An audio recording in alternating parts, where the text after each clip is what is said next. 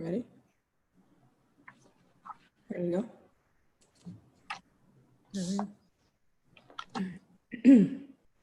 Ready to go? Yep. All right, good afternoon, everyone. This is Mayor Lori Lightfoot from Chicago and a member of the U.S. Conference of Mayors Working Group on Police Reform and Racial Justice. It's my pleasure to welcome you to the first of three panels that we're going to have today. This one being an overview of the report that we just released today on police reform and racial justice. All right, good afternoon, everyone. This is Mayor Lori Lightfoot from Chicago and a member of the U.S. Conference of Mayors Working Group on Police Reform and Racial Justice. It's my pleasure to welcome you to the first of three panels that we're going to have today. This one being an overview of the report that we just released today on police reform and racial justice. All right, good afternoon, everyone. This is Mayor Lori Lightfoot from Chicago and a member of the U.S. Conference. So we're obviously having a little bit of technical difficulty, but let me jump back in because I don't usually repeat myself in the same fashion 3 or 4 times in a row. But we all have to have a little bit of a sense of humor about these things. Let me talk to you a little bit about how we got to the point that we are on today. About 2 months ago, in the wake of the murder of George Floyd, the then president of the U.S. Conference of Mayors, Brian Burnett, convened a working group on police reform and racial justice to make practical recommendations that the more than 1,400 cities that we represent in a bipartisan fashion and our police chiefs could implement to make police reform a reality across the country.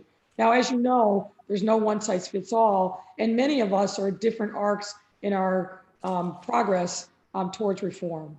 In June, the working group released and the conference adopted a statement of principles built on the premise that our police, who exist to prevent crime, cannot be effective without public trust. And on August 11th, the working group presented the report that you now have seen today to the conference's executive committee, which reviewed it and it adopted it as the official policy of the organization. In keeping with our objective to make sure that we are bringing forward practical solutions for our mayors and police chiefs, we're launching the first of several public forays talking about the report and making sure that we are giving you as mayors the information and the tools that you need to be able to move forward in your localities on the path of police reform and racial justice and accountability. As we all know, the mayors of this country are on the front lines, and we are accountable every single day to our residents and make sure that we are doing the things that are necessary to make our communities safe. And that means that we have got to have a seat at the table and really set the tone and the narrative for this discussion. We are in a once in a generation a conversation around police reform and accountability that has swept the nation. It is top of mind and conversation in every city and town and locality across our great nation. Now, what does this moment mean for us? It means that we have the opportunity not only to listen to our residents, but to really start thinking about, I think, some of the most important questions about who should be the responder when residents need help. What is the appropriate role for our police departments? And how do we make sure that our whole public safety infrastructure, not just the police, have the resources that they need to be strong and vibrant? And that is a conversation that we will carry forward this afternoon. At this time, I'd like to invite the conference's executive director, Tom Cochran, to say a few words. Tom?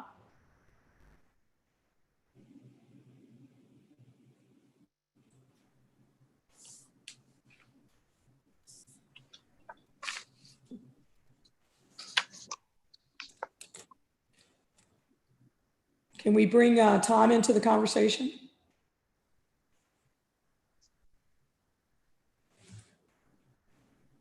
We've asked him to start his video.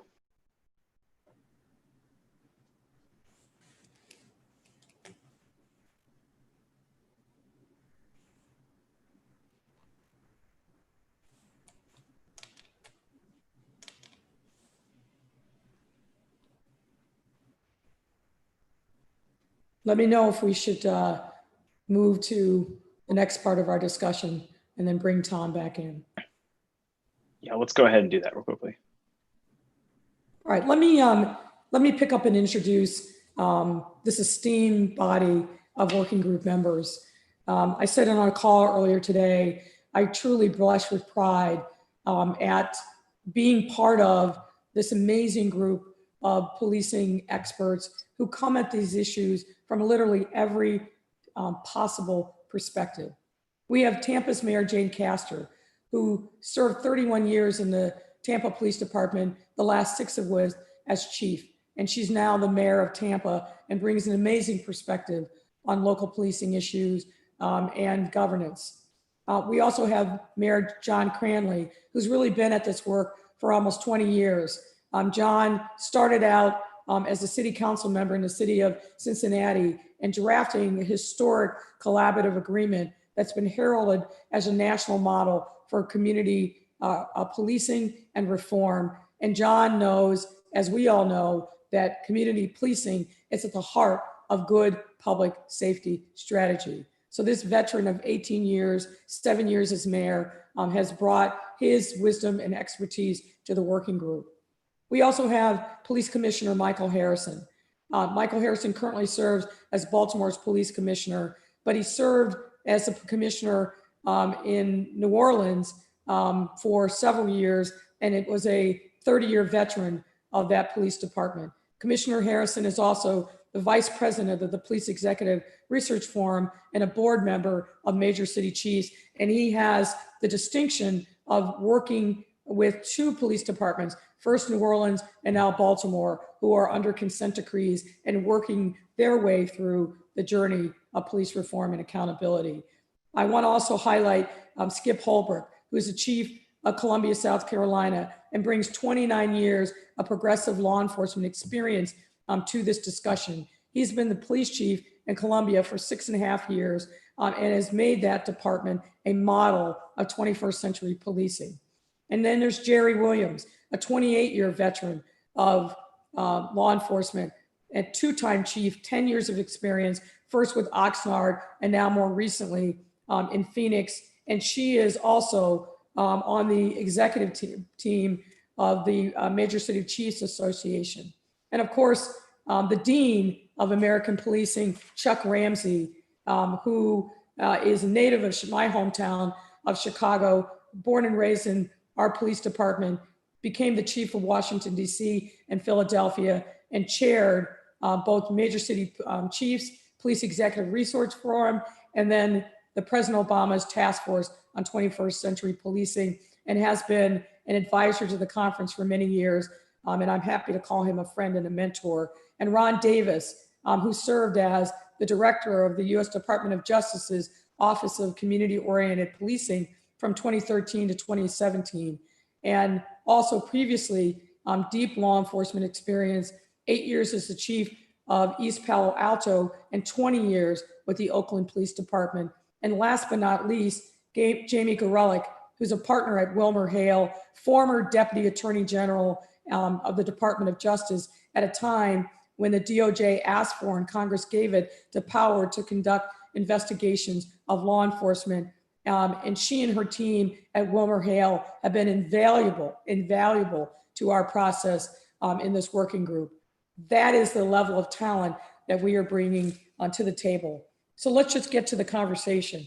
And I want to turn to Mayor Cranley. We set forth a set of principles about which we hope will be the guiding principles that mayors and police chiefs use as they tackle challenges in local policing. If I can, explain to this group why these principles are so important. Mayor Cranley. Thank you very much. And it's been great working with you, Mayor Lightfoot, and you've really led us to this tremendous report. First, let me just list them and then paraphrase, and I won't go in too much length. The principles that we've identified and laid out are trust and legitimacy, redefining the role of local police in public safety, equality and due process, community, sanctity of life, and transparency and accountability. candidly, they're not a whole lot different than the principles established by Peel's principle, which has guided most progressive police departments, big city police departments for a long time. I think, like America, we have ideals that we continually aspire to, but have never perfectly lived up to. And so it's always been a work in progress. And certainly the incidences of the last several years, and this year in particular, have made some of the gap between our principles and our actions more transparent.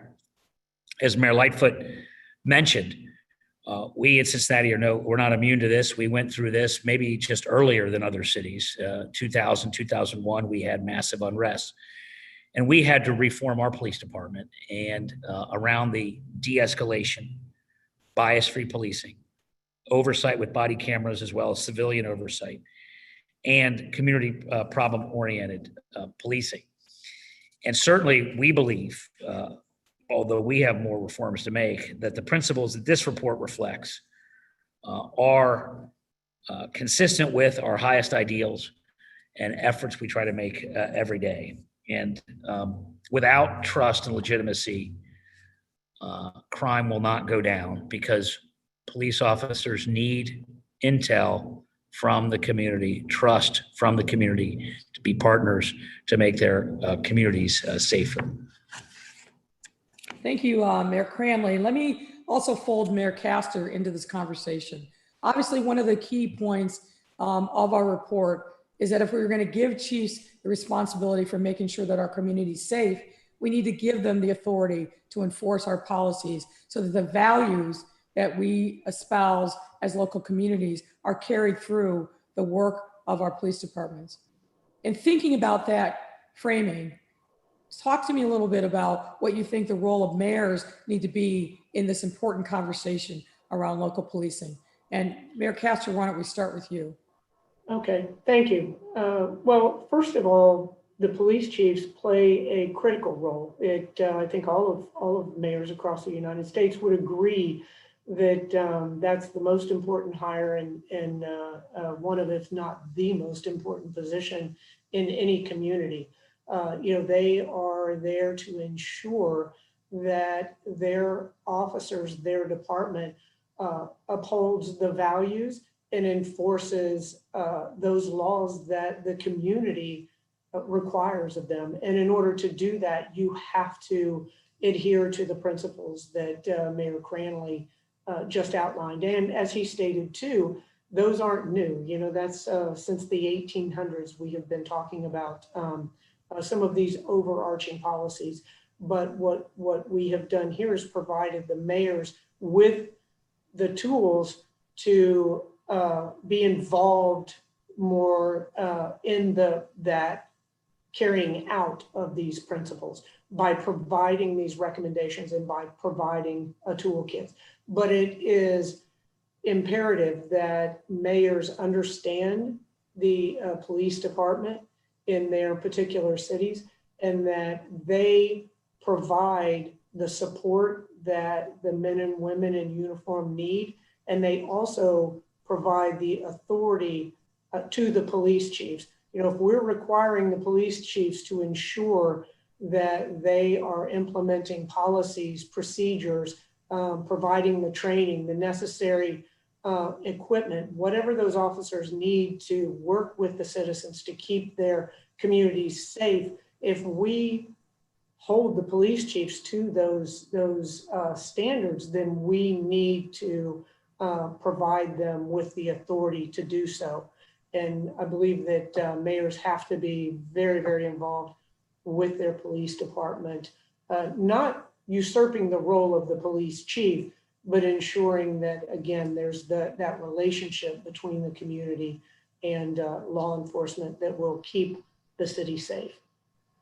So Mayor Cranley, Mayor Castor just said, I think, a couple of really key points. That mayors have to understand the local conditions and the nature and means of their police departments. Mayors have to provide support to their officers and provide authority to their chiefs. Now, you're a really hands-on guy. One of the many things that I admire about you. Talk to us a little bit about how, as mayors, we strike the right balance. We don't ever want to be perceived as micromanaging our police departments, and that police departments are run from the mayor's office. We've got to empower our chiefs to be able to do their job.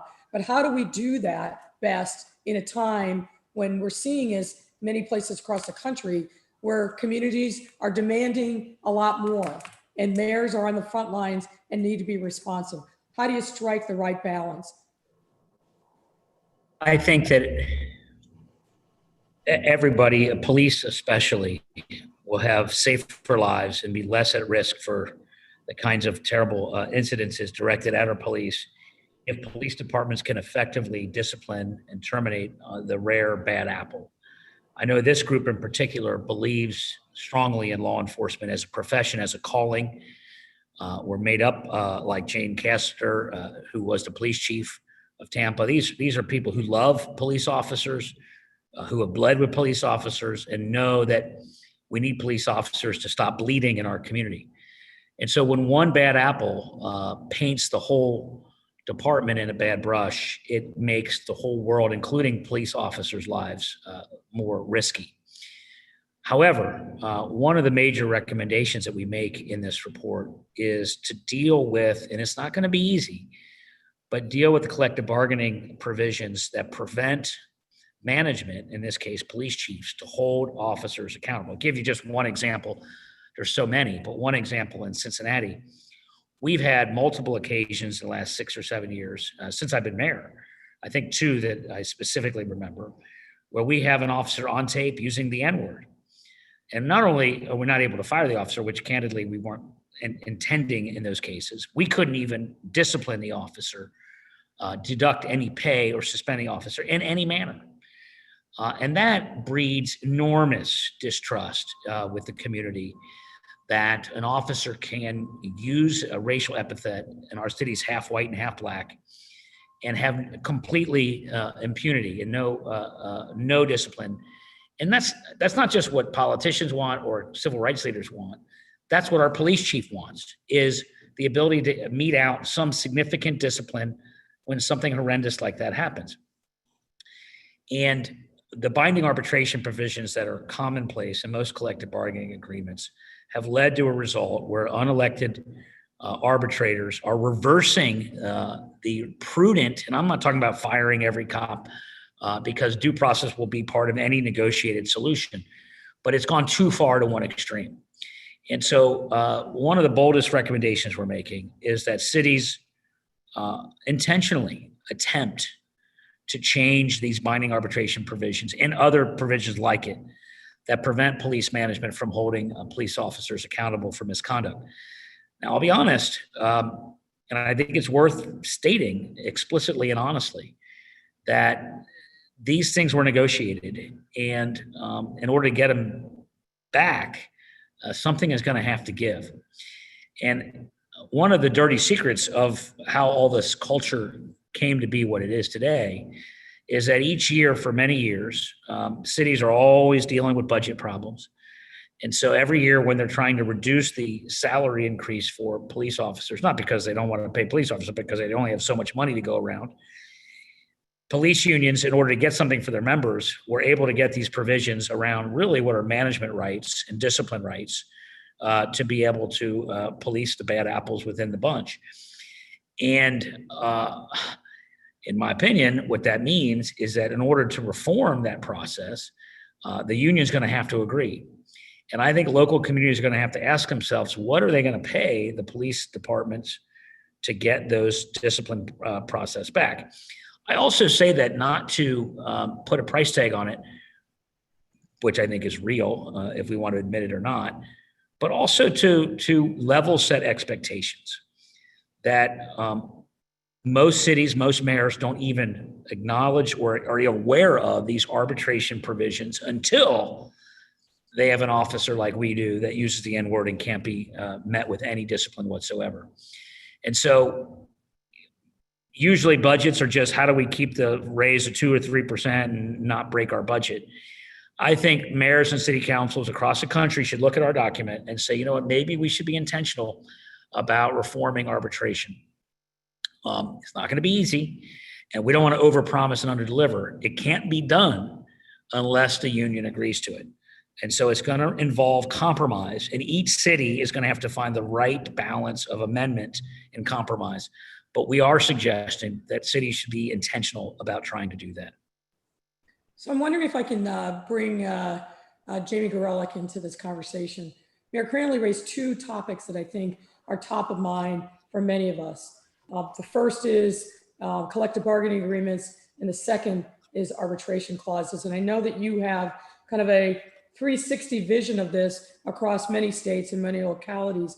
Why don't you tell us a little bit about why both of those provisions are challenging in thinking about police reform? So the unions have done a very good job of protecting the job security of their members. And to be sure, everyone agrees that officers deserve and need to have due process rights. But some of the provisions, as Mayor Cranley said, make it nearly impossible for chiefs to run their departments. We can have all the beautiful policies in the world, but if the chief can't enforce them, they're just pieces of paper. So there are provisions in some agreements, for example, that say that you cannot accept an anonymous complaint or a third-party complaint. And so you could imagine that a documented complaint that is on video would have to be ignored. I don't think anybody thinks that that is a good provision.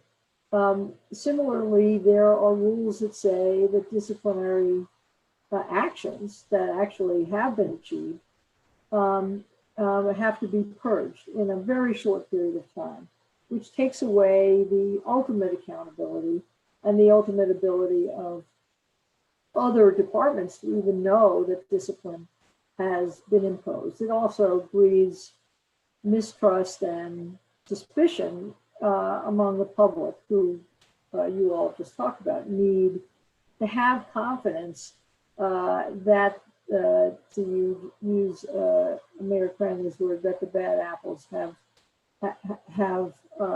not been sent back onto the street. And there are several examples like that of provisions that just don't deliver real due process, but do undermine faith in the system. So those are the, and we lay them out. It's all laid out in the mayor's report. The second obstacle, and really Chuck Ramsey knows more about this than anyone, is that in many settings, in many collective bargaining agreements, the union and the city have to agree on the arbitrator. Now, that sounds fairly benign, but if you're choosing from a group of arbitrators who make their living solely on these cases, and if an arbitrator is viewed by the union as being not sufficiently sensitive in its view to the position of the officer, then the arbitrator can reach a decision which really undermines the authority of the chief. And the thinking of the mayors, as I appreciate it, and it is consistent with our observation over many decades, is that if you want to have an organization that is disciplined and that abides by policy, you have to vest in the chief the authority to make the decision. And that means clawing it back from arbitrators and clawing it back in some instances from civilian review boards. This is a principle of management that is true in corporations and universities and school systems. In every organization, if you want the vast responsibility, you have to give authority, and that is the principle that this report articulates. So I want to bring Chief Holbrook into the conversation. Now, Chief, you're in a right to work state. So unions and collective bargaining agreements are not really part of your experience, but tell us how some of these issues around empowering chiefs, making sure there's due process for officers, but holding folks accountable plays out in your experience policing in a southern city that is a right to work state.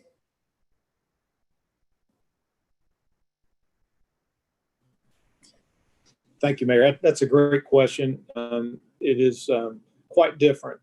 I think one of our challenges is we certainly have the autonomy to hire and fire. It's creating a culture and environment of fairness, equity, due process, procedural justice internally and externally. So really, it's been a journey for us here to establish a process that our officers feel is fair and just, that we get ownership through our chain of command. We do that by having a chain of command discipline review board. We include a member of our citizen advisory council. We also include a peer that's selected by the officer. And then we ultimately make public all of our internal affairs findings and discipline matters in an annual report. So we're able to demonstrate accountability and transparency externally, but some of the personnel decisions are absolutely the worst and hardest part of our job for the most part. And one of the things that has been rewarding for me as a police chief in our how we've made this reform is really getting the feedback from our officers. I always ask at the end of a hearing, of course, what I look for is ownership and acceptance of responsibility. And we follow a very simple discipline philosophy, recognizing the differences between intentional versus unintentional and degree of harm. But I have never had a situation where an officer did not say that the process was fair and that they had an opportunity to explain what happened and really own the mistake. And we want to ensure that we have done everything that we can as an agency to ensure that the public that we serve, that we take corrective measures, we drill down and figure out why it happened and demonstrate that we're going to prevent it from happening again. Thank you, Chief. I think that's very, very interesting and particularly helpful the way that you put together this group that draws from the different constituencies around policing, not just internally, but also bringing in residents, bringing in a peer. That seems like a very interesting and effective model. And I want to make sure I highlight that for folks that this is another way of getting at this discipline issue. Now, one thing that I do want to make sure that we are made clear, conversations around police reform and racial justice invariably focus on how do we make sure that we hold officers accountable. But that's a small piece of it.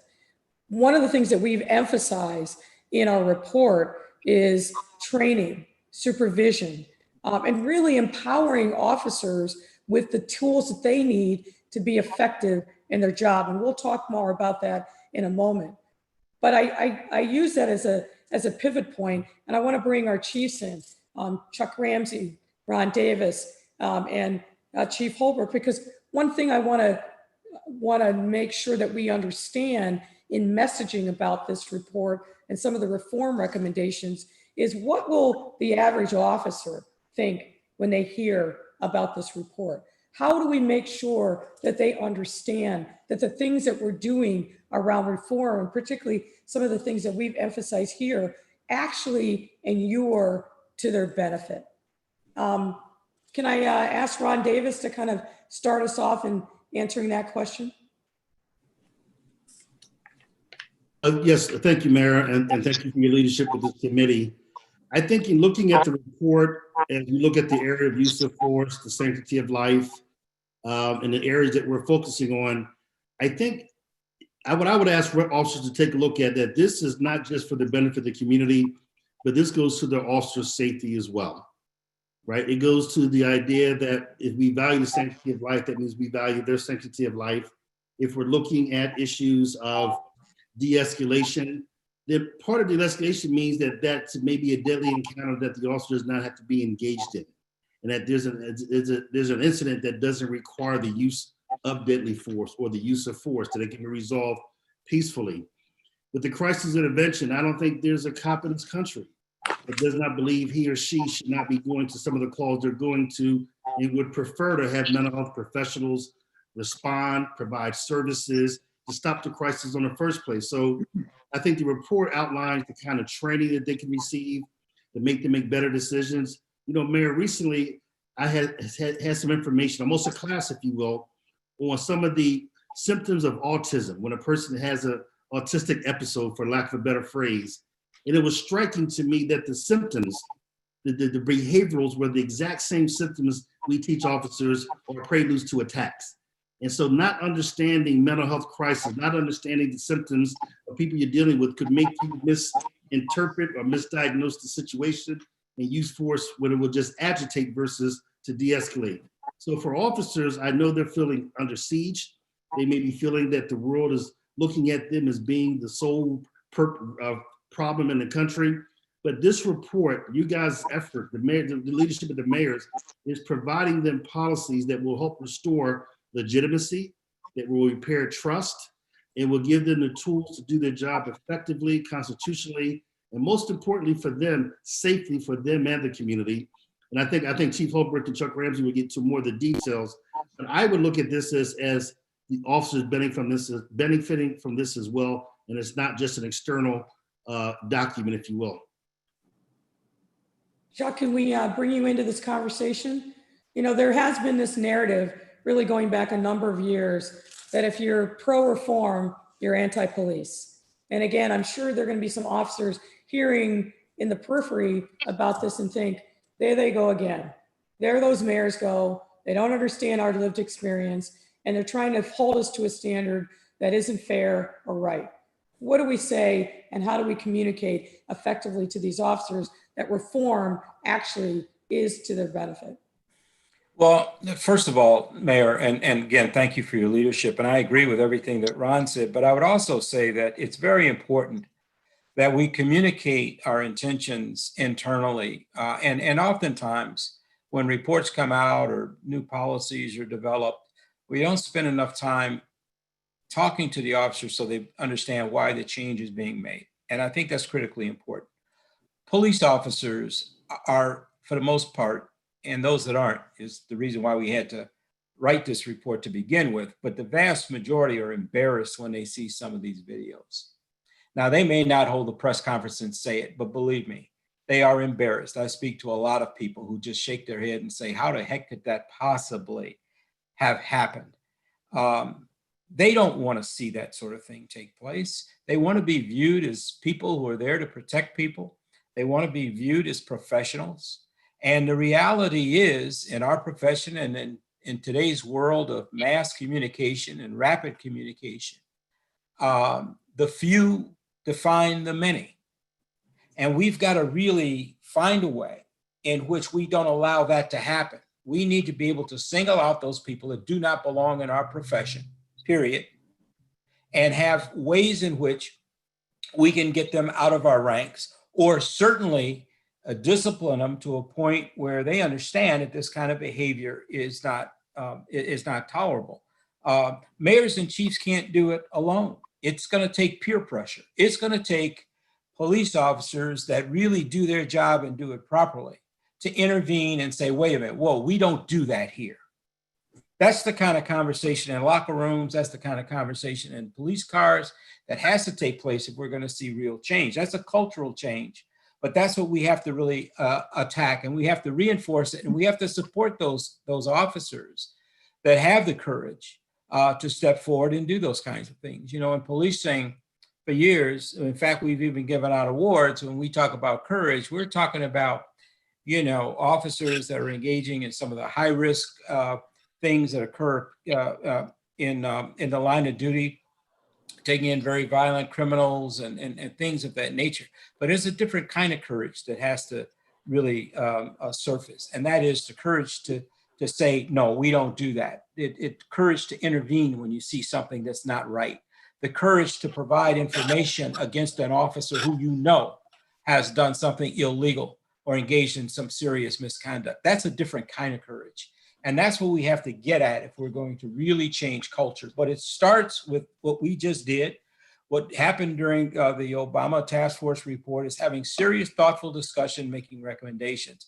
But then we have to implement it, and that can only happen if we bring those people directly affected into the conversation and help them see exactly what it is that we're trying to do and how people see them as a profession and how it can change if they sign on to the kind of reforms we're recommending. So Mayor Castor, can I ask you to put on your chief's hat and weigh in, I think, on this discussion? And it's about, how do we make sure that our line officers understand that reform actually benefits them, that it will make them and the departments better, and it will add to the important legitimacy that is needed for them to be successful in their day-to-day responsibilities? Well, I think Chief Ramsey, said it very, very well. Law enforcement is judged as a profession. And, as I have stated before, there was no member of the Tampa Police Department that participated in the murder of George Floyd, but every officer in the nation gets blamed for that. And so that is something that every officer should understand and should be willing to ensure that those individuals that should not be wearing a uniform, who do not understand or appropriately use the power of the badge, that they should be out of law enforcement and they shouldn't be able to go from one organization to another. So I don't know that it's a heavy lift to get officers to understand the importance of that. They just have to understand that we have their back and that we will protect them when they're out there doing the right thing. And law enforcement is, even with the body-worn cameras, that's one of our recommendations as well, that goes to transparency. But, things aren't pretty. I can get all of those that have been involved in law enforcement to agree with me. The playback with these body-worn cameras, those images are not going to be pretty. A physical fight, a confrontation, those types of things that are involved in, and that officers have to make split-second decisions based on their training, based on their experience, based on the data that they have around them, that they have to make those split-second decisions and do it on a regular basis. So I feel that if we communicate correctly to the men and women who wear the uniform of law enforcement, that they will understand the significance of this.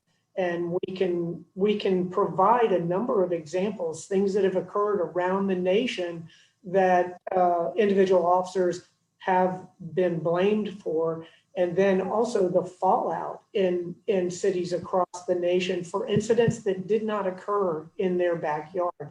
And even in my talks with our community, with our residents, when things would happen nationally, when I was a chief of police, and I would talk to our community, our residents, and they would say, that's not our officers, that's not our police officers, but there are those who judge all officers in as one.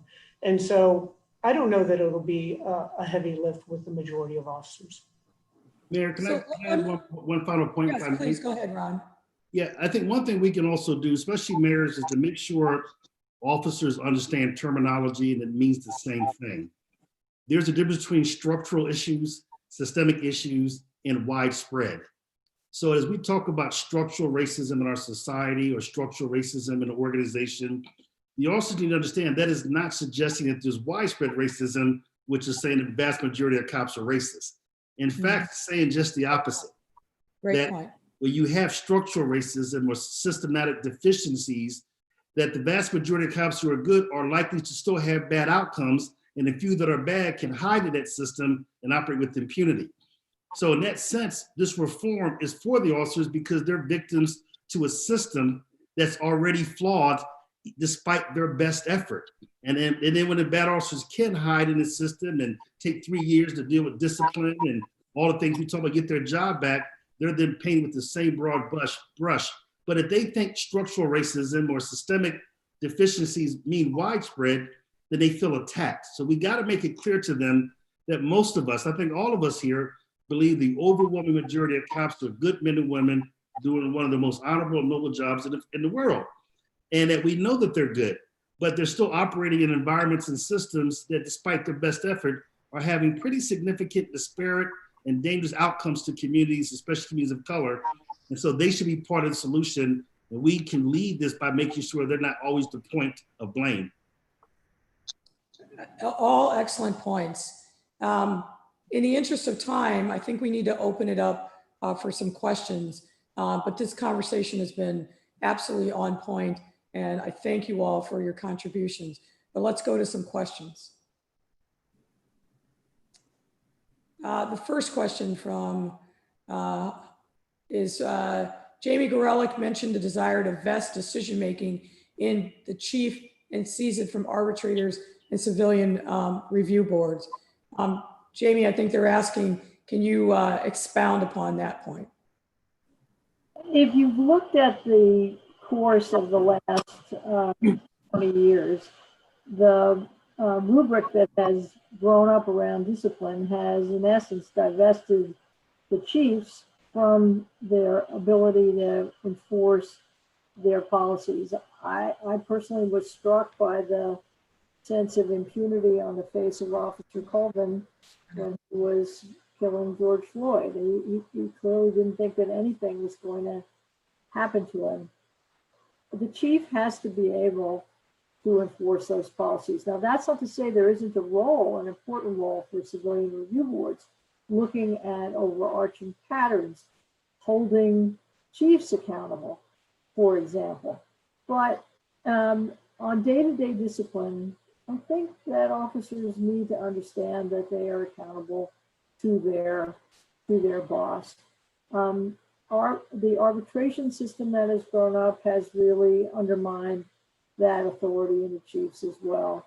And the report goes into some detail, which we don't have time for here, that on the issue of how arbitrations work and don't, and what policies and collective bargaining agreements work and which ones don't.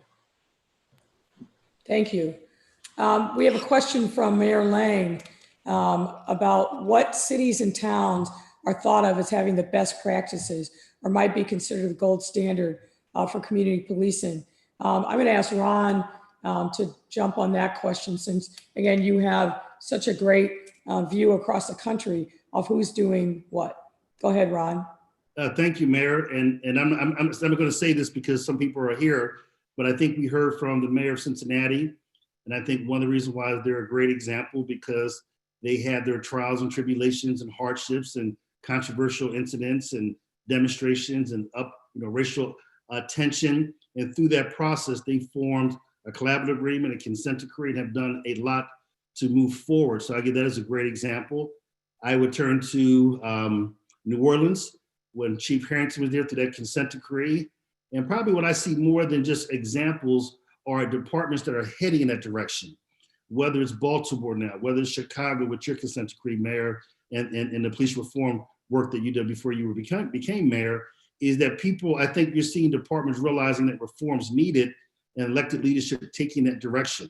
I think back to when Jane Castor was the Tampa police chief, and she did something that was unheard of. The same thing Charles Ramsey did, asked the Department of Justice to come in to take a look at activities and stops, willing to accept if it had an unintended outcome and then make the adjustments. So there's a lot of examples. Only thing I would say, Mayor, is what the mayors are doing now, what you guys are doing now, is you're taking more than examples that are piecemealing parts of reform, and you're providing more roadmap so that more agencies can do that. But I think there's some examples right in front of us of what it looks like when changes do occur. And some of the mayors and some of the chiefs that's on this committee, as you already highlight, are perfect examples of what the leadership's needed. Thank you, Ron. I think we have time for one more question. And there's a couple of questions about examples of language in collective bargaining agreements and in arbitration provisions that are impediments to reform and accountability. And what I'll say to that is we were intentional about making sure that the report itself has lots of references to really best in class examples on every topic, every recommendation. So if you dig into the details of the report, you can find information on all those things. In addition, with the assistance of conference staff and Wilmer Hale, we've stood up a microsite that also then has information on it, and we can get that to you. But we wanted this work to really be more of a toolkit for individual mayors so that it's a living, breathing document, and we'll be updating it over time, making sure that we are providing you with a range of different tools. And I think our time is about up for this session. Once again, thanks to all, thanks to the working group members, thanks so much to the conference. And I believe, Laura, I'm going to turn it back to you. We're going to take a brief pause before our next session, but thanks everyone for being a part of this important and really interesting conversation. Go ahead, Laura, and take it away. Thank you, Mayor Lightfoot, and everyone. It was a great conversation. We will take a pause. We'll reconvene in 7 minutes at 3 o'clock Eastern time. We did send an email to all mayors earlier this afternoon that has a link to the report and the resources that Mayor Lightfoot just referred to on our website. And if you go to our website, you will see it right away, or you can use that link, and we'll see you in 6 minutes now.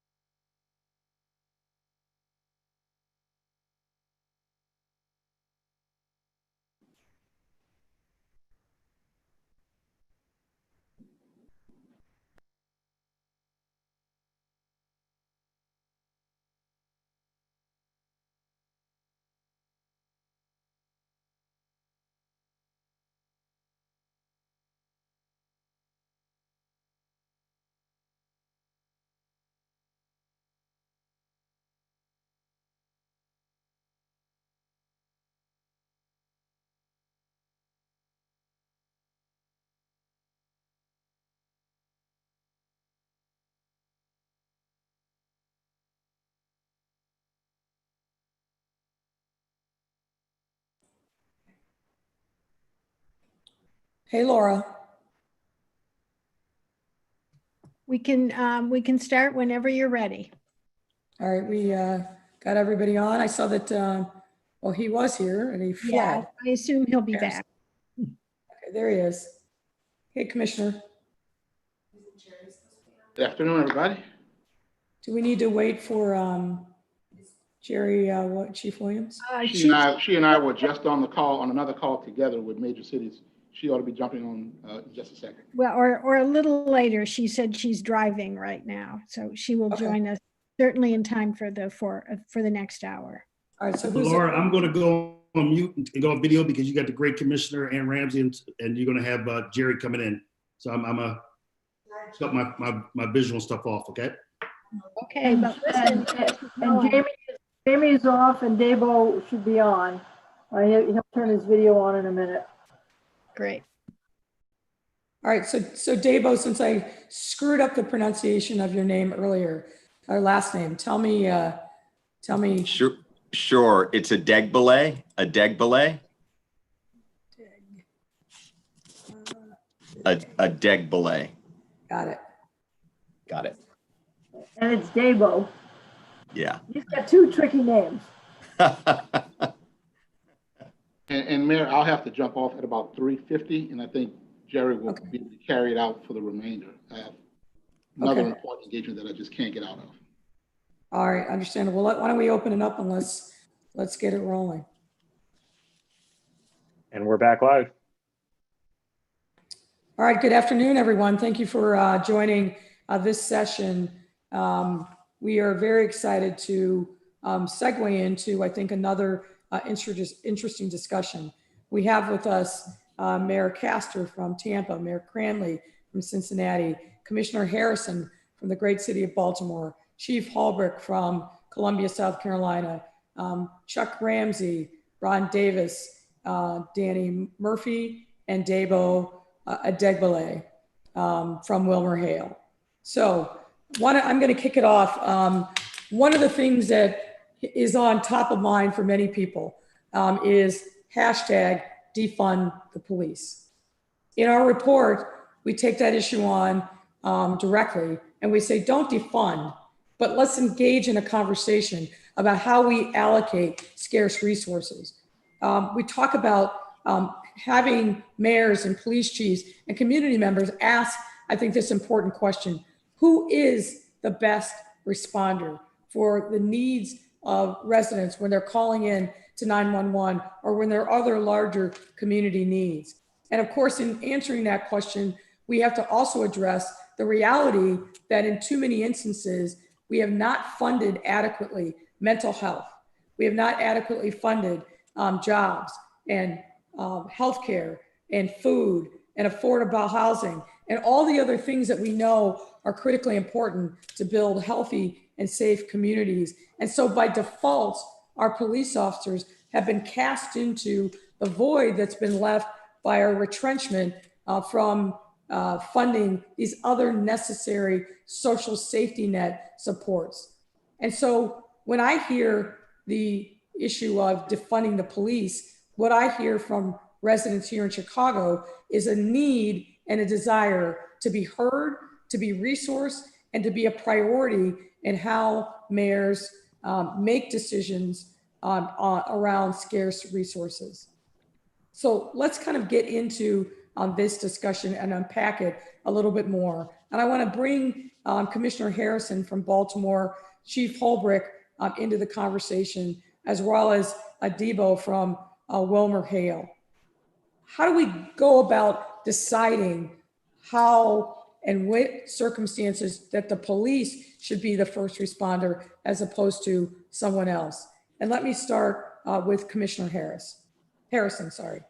Thank you, Mayor Lightfoot. I think it really begins with a collaborative spirit between city council members and mayors and police chiefs, and figuring out who among us should be the first responder to any particular incident.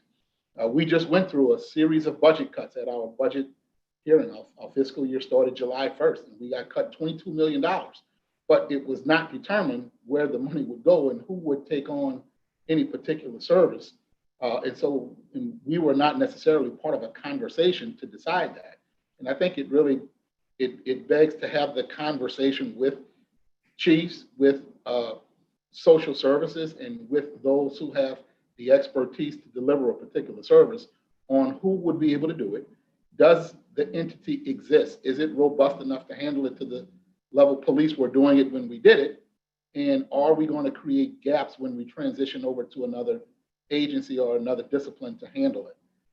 And I give the analogy of building a stadium. We never tear down a stadium and suspend playing the game to build a new stadium and then restart. We build a new stadium, we transition out of the old one into the new one, and then we tear the old one down so that we don't have a gap in services.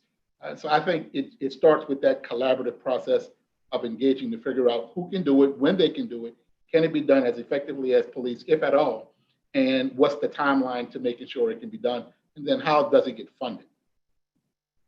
Thank you, Commissioner. Dabo, I wonder if you can also weigh in on this conversation. You have a perspective of helping cities and towns across the country wrestle with these discussions. And I know that you are leading part of the national discussion in response to the call to defund.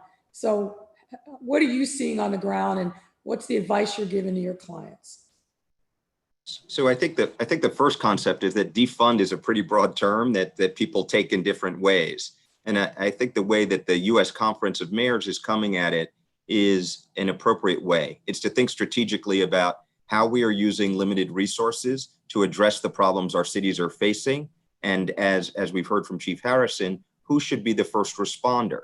Part of the way to do that is with a data analysis to sort of look back and figure out what are the calls, how are we deploying police, in what situations, and what information can we get about that? One source of information are calls and reports for police services, but certainly that's not the only way, right? Police chiefs and sergeants and the like make decisions about how to deploy officers based on the knowledge and information that they have. Not every police response is based on a resident call, but looking at the data inputs to think about what are the types of calls and how can we best respond to them. Co-responder models are another thing that folks are thinking a lot about. And so this is a situation, and perhaps mental illness and mental health issues is the best circumstance to think about this one. There are lots of circumstances in which we send our officers to be the first response without regard to whether or not they have been trained to respond to various situations. It's just that because of the defunding of other services over a long period of time, very often at the national, state, and sometimes local level as well, we end up having these problems and these ills in our cities, and then we expect the police to handle everything because nobody else is designated to do it, nobody else is resourced to do it. And in the context of mental health, that's an area where I think we have to respond smarter and respond with people that have the training to try and de-escalate those situations. Very often, I think we would benefit from either having a co-responder model where there are specific mental health professionals that are accompanying law enforcement. If it's a law enforcement situation, there very well may be circumstances in which non-police responses are appropriate altogether. The last thing I'd say, which is tricky, and this is something that we have to pull apart, is there are some circumstances where we would like to think that there are folks that could respond that may not be law enforcement. The circumstance of domestic violence. Sometimes you might think that there's a way to approach that in a different way, but we also know from experience that sometimes these situations are very dangerous and that law enforcement being present can be necessary in certain situations. Sadly, sometimes domestic violence situations involve threats of violence or people with weapons. And so it would not be realistic to think that the only response to domestic violence is going to be a one-size-fits-all and to never involve the police. So I think what we're saying is we need to be strategic, ask the question, what are we having our police do? And then ask the other question, who is best situated to do this? And what is our responsibility to think about it in ways that can take us out of a violence response model in the first instance? So thank you. I think that's very helpful. Now, you brought up a couple things that I want to make sure that we don't miss the emphasis. And let me give you one example from Chicago around domestic violence. we had a call here recently in the last 2 weeks that was a call around domestic violence. Our officers arrive on the scene. There's a husband and wife who are in conflict. They're able to de-escalate, or so they thought. They take the wife out of the circumstance. And as they're on the street talking to her and trying to get her connected up with services, the husband shoots. Luckily, our officers had vests on and weren't badly injured, but that's another circumstance. And then one within the last month that ended with similar result. So I think what's important is asking the question, and I think you framed them, Debo, very, very well. But we need to be realistic about what the circumstances on the ground are before we say, oh, a social worker or a mental health counselor or an addiction counselor can do the response. And I see Mayor Castor nodding her head. So let me bring you in, and then I want to come to Chuck Ramsey. Go ahead, Mayor Castor. Well, I have a little bit of a different perspective on that, because I think that, and most of those that have law enforcement experience here, you're not going to hire a cadre, say 10 individuals that are going to deal with mental health, and then they're going to be available 24 hours a day, 7 days a week. Law enforcement is the only governmental entity that's available 24 hours a day, 7 days a week to respond to any call. And I literally have gone from changing spotlights in the backyard of an elderly widow who thought she heard something to high-speed pursuit with a homicide suspect and everything in between. And so that, the replacement, the either or one is going to take so long to address, and you can never pull the funds from one location and put them in another and in an equal amount and have the issues dealt with. Also, the defunding issue of moving resources before those social services are in place is something that needs to be dealt with. But I look back beyond that, before the police are ever called, and let's look at those systemic issues that result in these problems, the lack of education. For my state in Florida, we are behind every other state and Puerto Rico in spending on mental health issues. So we have to go back to, I believe, to those systemic issues that have affected so many of our neighborhoods for decades, for centuries, and look at workforce development, affordable housing, education, dealing with the mental illness, transportation, all of those types of issues that end up in the laps of our police officers. And then we're trying to put a Band-Aid on that at the end. One of the things that gave me so much hope in the nationwide outrage of the murder of George Floyd, and the fact that, everyone saw that for what it was. And I thought that frustration, that anger, I hope will translate into individuals working to change some of these issues. It's not easy, or it would have been done before, but I really do believe that as a society, we can and should do better. Chuck Ramsey, can I bring you into the conversation? Yeah, Mayor, I've been, thinking about this whole issue of community-based social services responding as first responders before police and so forth. And, conceptually, I don't disagree. I just don't know how realistic it is to think that at 2 o'clock in the morning, 3 o'clock in the morning, you'd have sufficient mental health professionals working to be able to respond in a timely fashion. When things get to a point where 911 has to be called, they've already degraded to a point where there's a great deal of concern on the part of the caller. You take a city the size of Chicago, Los Angeles, New York, how many people would you have to have working to be able to get to the scene in a timely fashion? It would be very difficult to think that they're going to staff up to a level where they're able to do it. Now, I'm not speaking out against this. I think co-responder models, and I do think there's a role there. But what I would like to see more than anything is having sufficient resources so that it never gets to a 911 call to begin with. I mean, we get to these households where there's been domestic violence, the first call. Now you're talking about an at-risk household. there should be services provided to those folks before it even gets to a second call. If you've got a person who's had mental health issues before, those mental health professionals should be regularly checking in on that individual to make sure they're taking their medication, to make sure they're doing all the kinds of things that they ought to be doing, and if not, intervene before it becomes a 911 call. The more we can do proactively on the front end to avoid it becoming a 911 call, the more successful we're going to be. Because by the time a person dials those 3 digits, things have usually gotten to a point where it's going to be difficult for someone to feel comfortable actually going into that environment without a backup of a police officer. And if the police officers are backup, for all practical purposes, they're still responding to the call. I mean, you're not saving any resources there. So the co-responder model is one. Certainly having those professionals available around the clock to be able to deal with many of these things.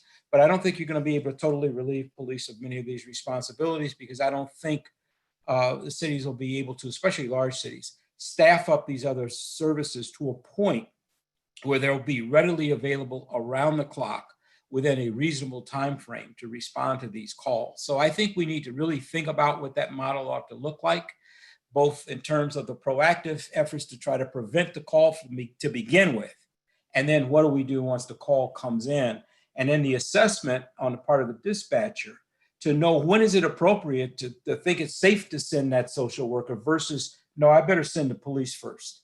And so they need to know the right questions to ask to understand what it is that you're dealing with to begin with. So it's a lot of moving parts. So Chief Holbrook, how are these issues around defunding the police resonating in your community of Columbia, South Carolina? Well, I think it's resonating in all communities across this country, and I agree with the panel that it means different things to different people. I've used Commissioner Harrison's term, you don't tear down the stadium before you build a new one. And I do think there's great concerns with creating gaps, but I think this has caused all of us to think about really the time we do spend on quality of life issues. I've been reminded repeatedly just this week alone, we've got, the flagship university for the state of South Carolina here, and 5 colleges and universities here. And starting last week, kids are back. Well, as you can imagine, calls for service related to parking, parties, trash, just quality of life issues have, just been, out off the charts really.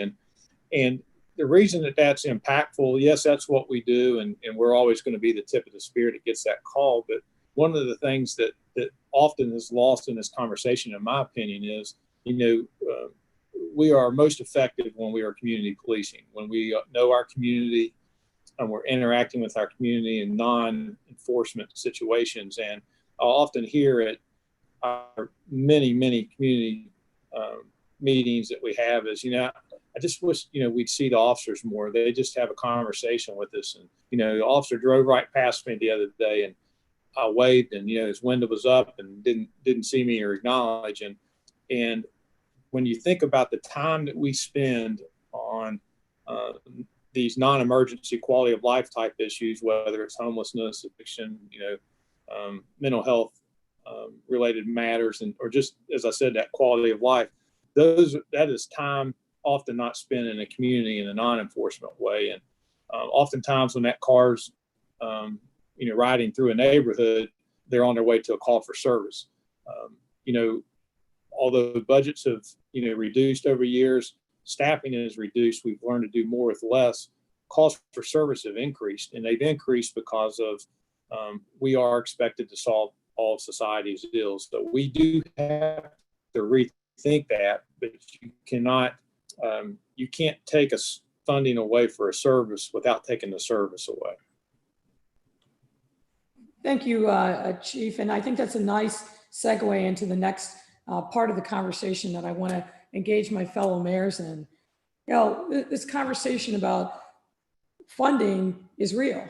And Mayor Cranley, I think, has said before, we're all dealing with a finite set of resources. We're all facing lots of fiscal challenges, particularly as we wrestle with the economic fallout from shutting down huge parts of our economy. So as mayors, and you think about these issues around funding and allocation of scarce resources, how are you thinking about dealing with the call for defunding the police or reallocating resources away from the police department elsewhere in the context of what we are all facing is tight budgets? And Mayor Cranley, why don't I start with you? Thank you. It's great to be back on this panel again. We explicitly reject the defunding the police call because we have too little money at the local government level, not too much. COVID has caused great crises, but even before that, Cincinnati has a 2% income tax. The federal government has a 35% income tax and can print money. And so the social network that we want to be refunded and has been reduced dramatically over decades of disinvestment needs to really come from the federal and state governments, but primarily the federal government.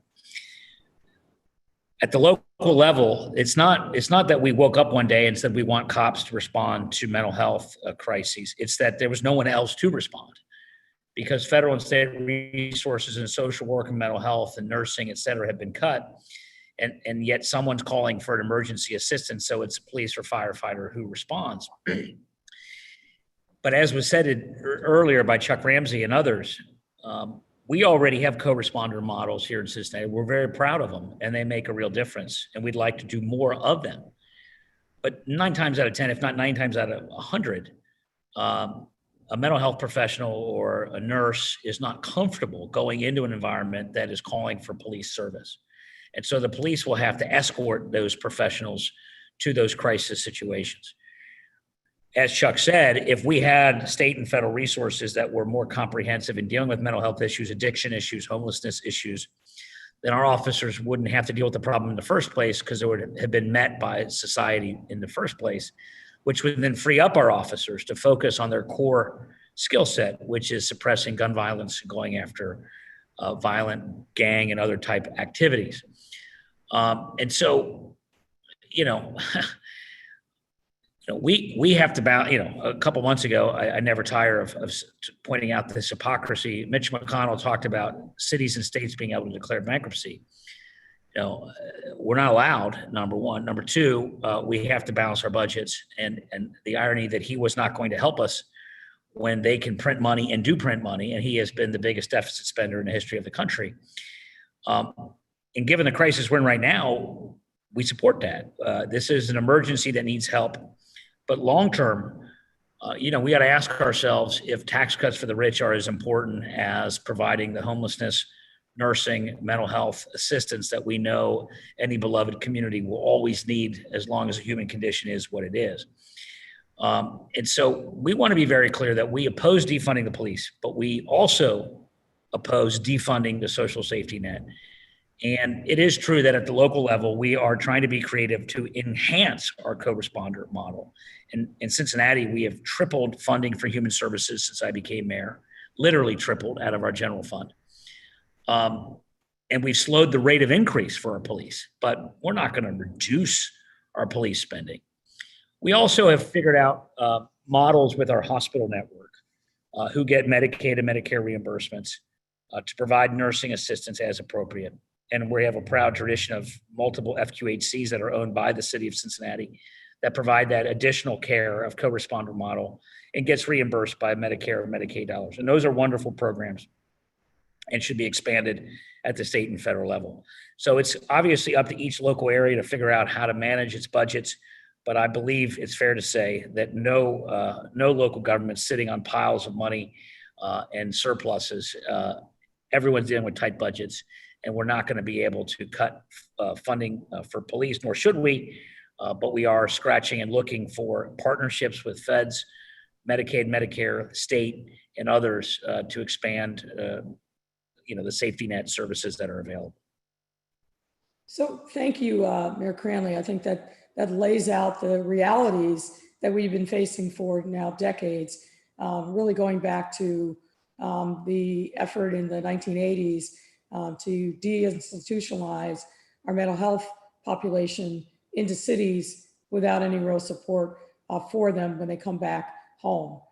Mayor Castor, I want to highlight, I think, an issue that doesn't get talked about enough in this conversation around defunding. I don't know what Tampa's like, but here in the city of Chicago, 94% of our police budget is personnel. Yes. And the reality also is that our diversity really lies in our more junior officers. Now we have diversity throughout, but there's a lot of effort made in the last 10 years to make sure that our police department reflects the diversity of our communities. And so we are literally to defund, which would require us to do that in reverse seniority. We're cutting into the heart of the diversity of our police department because there's not a huge bloated budget there. It's mostly personnel. Tell me about the experience in Tampa.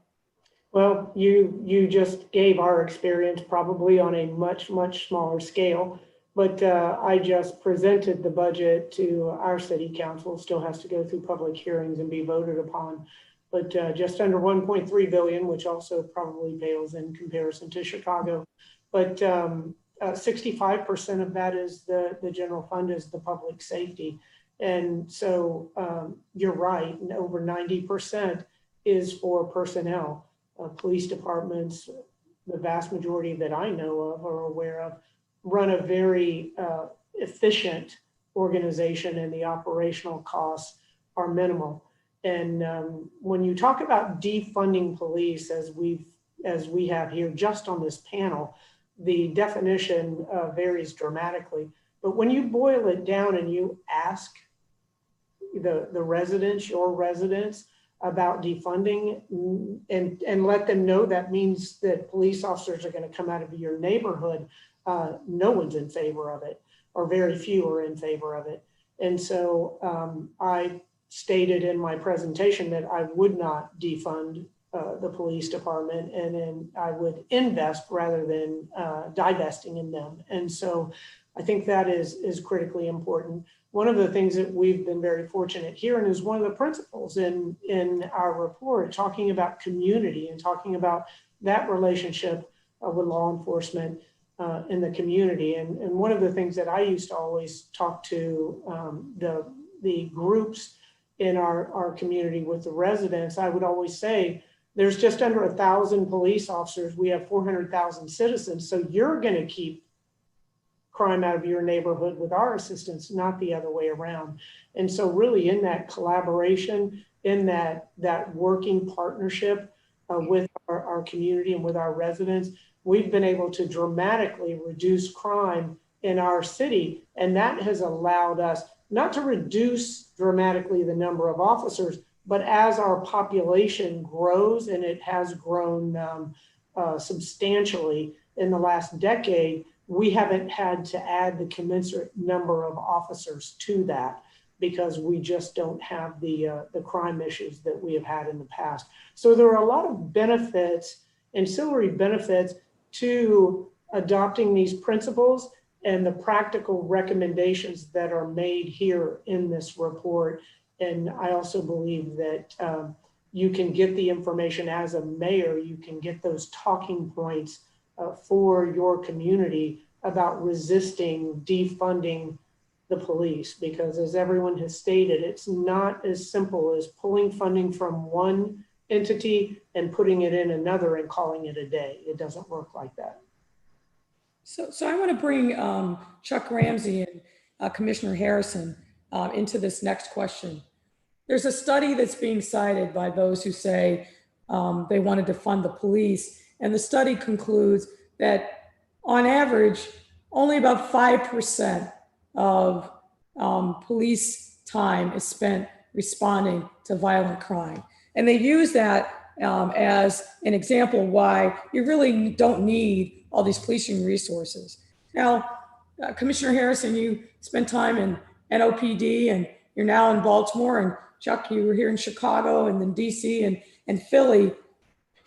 what are the kind of ways in which police departments, what are the data points that they're using to make decisions about how and when and under what circumstances they respond to violent crime?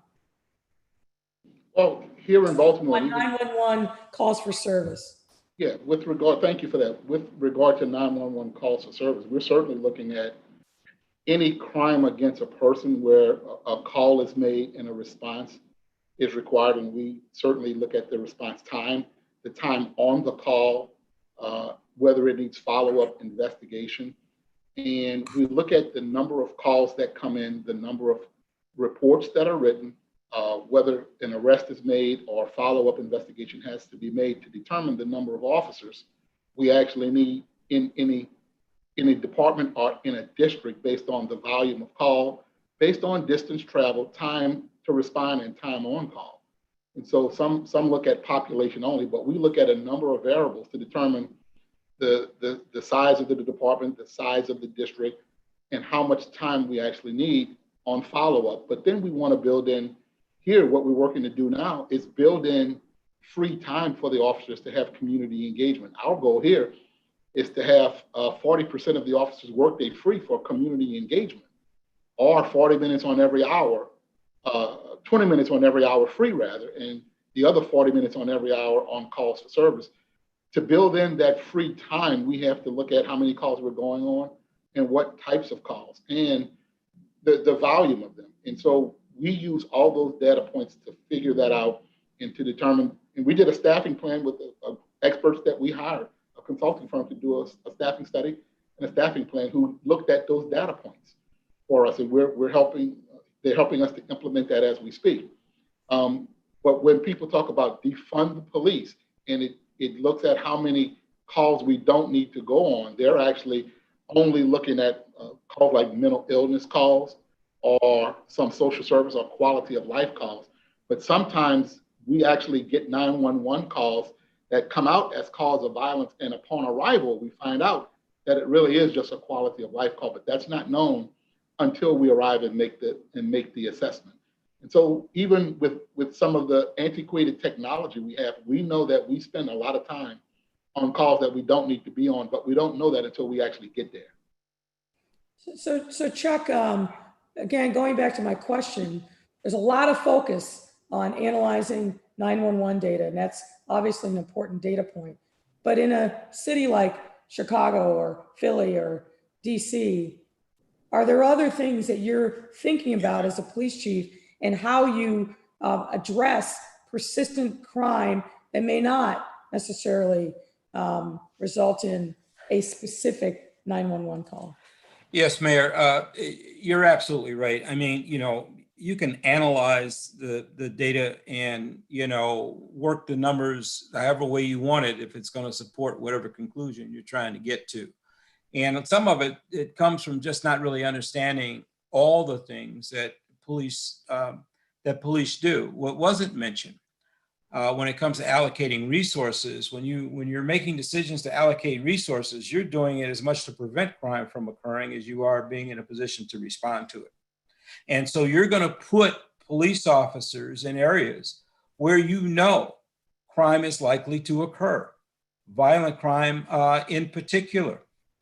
If you're successful, you won't get a 911 call. So it's not going to show up in that stat. I would argue that whoever it is that's looking at those numbers aren't taking into account calls such as like shots fired, for an example, and there's been no one struck. How many of those, and I've worked Chicago, DC, Philly, you'd be surprised at how many of those calls, well, you wouldn't be surprised because you're right there in Chicago, that you get of something like shots fired and there's no one struck. It's not going to go down as a violent crime that was committed. And so without a real understanding of what it is police do, how you allocate your resources, why you're doing it, then you can look at something like that and say, oh, well, we don't need that many police. And I would argue that that's a false premise. I just don't. If you just look at it from that perspective, then obviously you can make that argument. those making that argument are people who don't know anything, I would argue, about policing and how we actually deploy resources and why we need police that we have. I had 6,800. I was authorized in Philadelphia. Be honest with you, I could have used 7,500 to be more effective. And losing people, you do pay for it later on because it does stretch you way too thin. And that doesn't even count the investigative follow-up services that are provided, all those kinds of things that happen after the fact of a call for service. And so I really would challenge that. Chief Holbrook, I want to bring you into this discussion as well. You've heard now the comments of Commissioner Harrison, Chuck Ramsey. How do you hear this conversation around defunding and really the very specific focus on 911 calls when you're thinking about what it takes to be proactive and keeping your residents safe? That's $1 million question right now. We are a community that experiences higher rates of violent crime. We're experiencing a lot of the things that some of our larger cities are experiencing. It's been historically the same for really the last decade here. And we're having to leverage technology. We have to do deep dives into our call for service, our time spent analysis to look at different ways we might be able to reallocate resources. But we've had to invest heavily in technology to be a force multiplier for us, because not only do I believe we need more police officers, but this is probably the most difficult time in the history to recruit and retain, and we have not even been close to hitting our allocated staffing levels. So we have shot spotter technology, for example. We rely heavily on a significant camera placement to help us respond more efficiently. And again, that helps us fill a little bit of a gap that comes with some of our staffing. But we have to rely on human decision making with our supervisors, especially to move resources where they think they need to be on a moment's notice, but also triage calls and divert calls sometimes that we know are not an immediate emergency, something we may be able to follow up through telephone or online. Thank you, Chief. Debo, I wonder if I can go back to you, because another thing that has obviously factors in this question about allocation of resources to police departments, there are a number of police departments across the country that remain in some form of consent decree. Now, they may be in different arcs of working through that process, but talk to us a little bit about the necessary cost associated with fulfilling the mandates of consent decrees. That's a very good point. That often when you have a police department that is under a consent decree, the remedies are things that actually cost money to discharge. There are training pieces. There are sometimes there are things that go to experts, and we've heard the chiefs talk about analyzing data and other things so that we can be smarter in how we're doing things. The retraining with respect to uses of force or on equality principles and the like.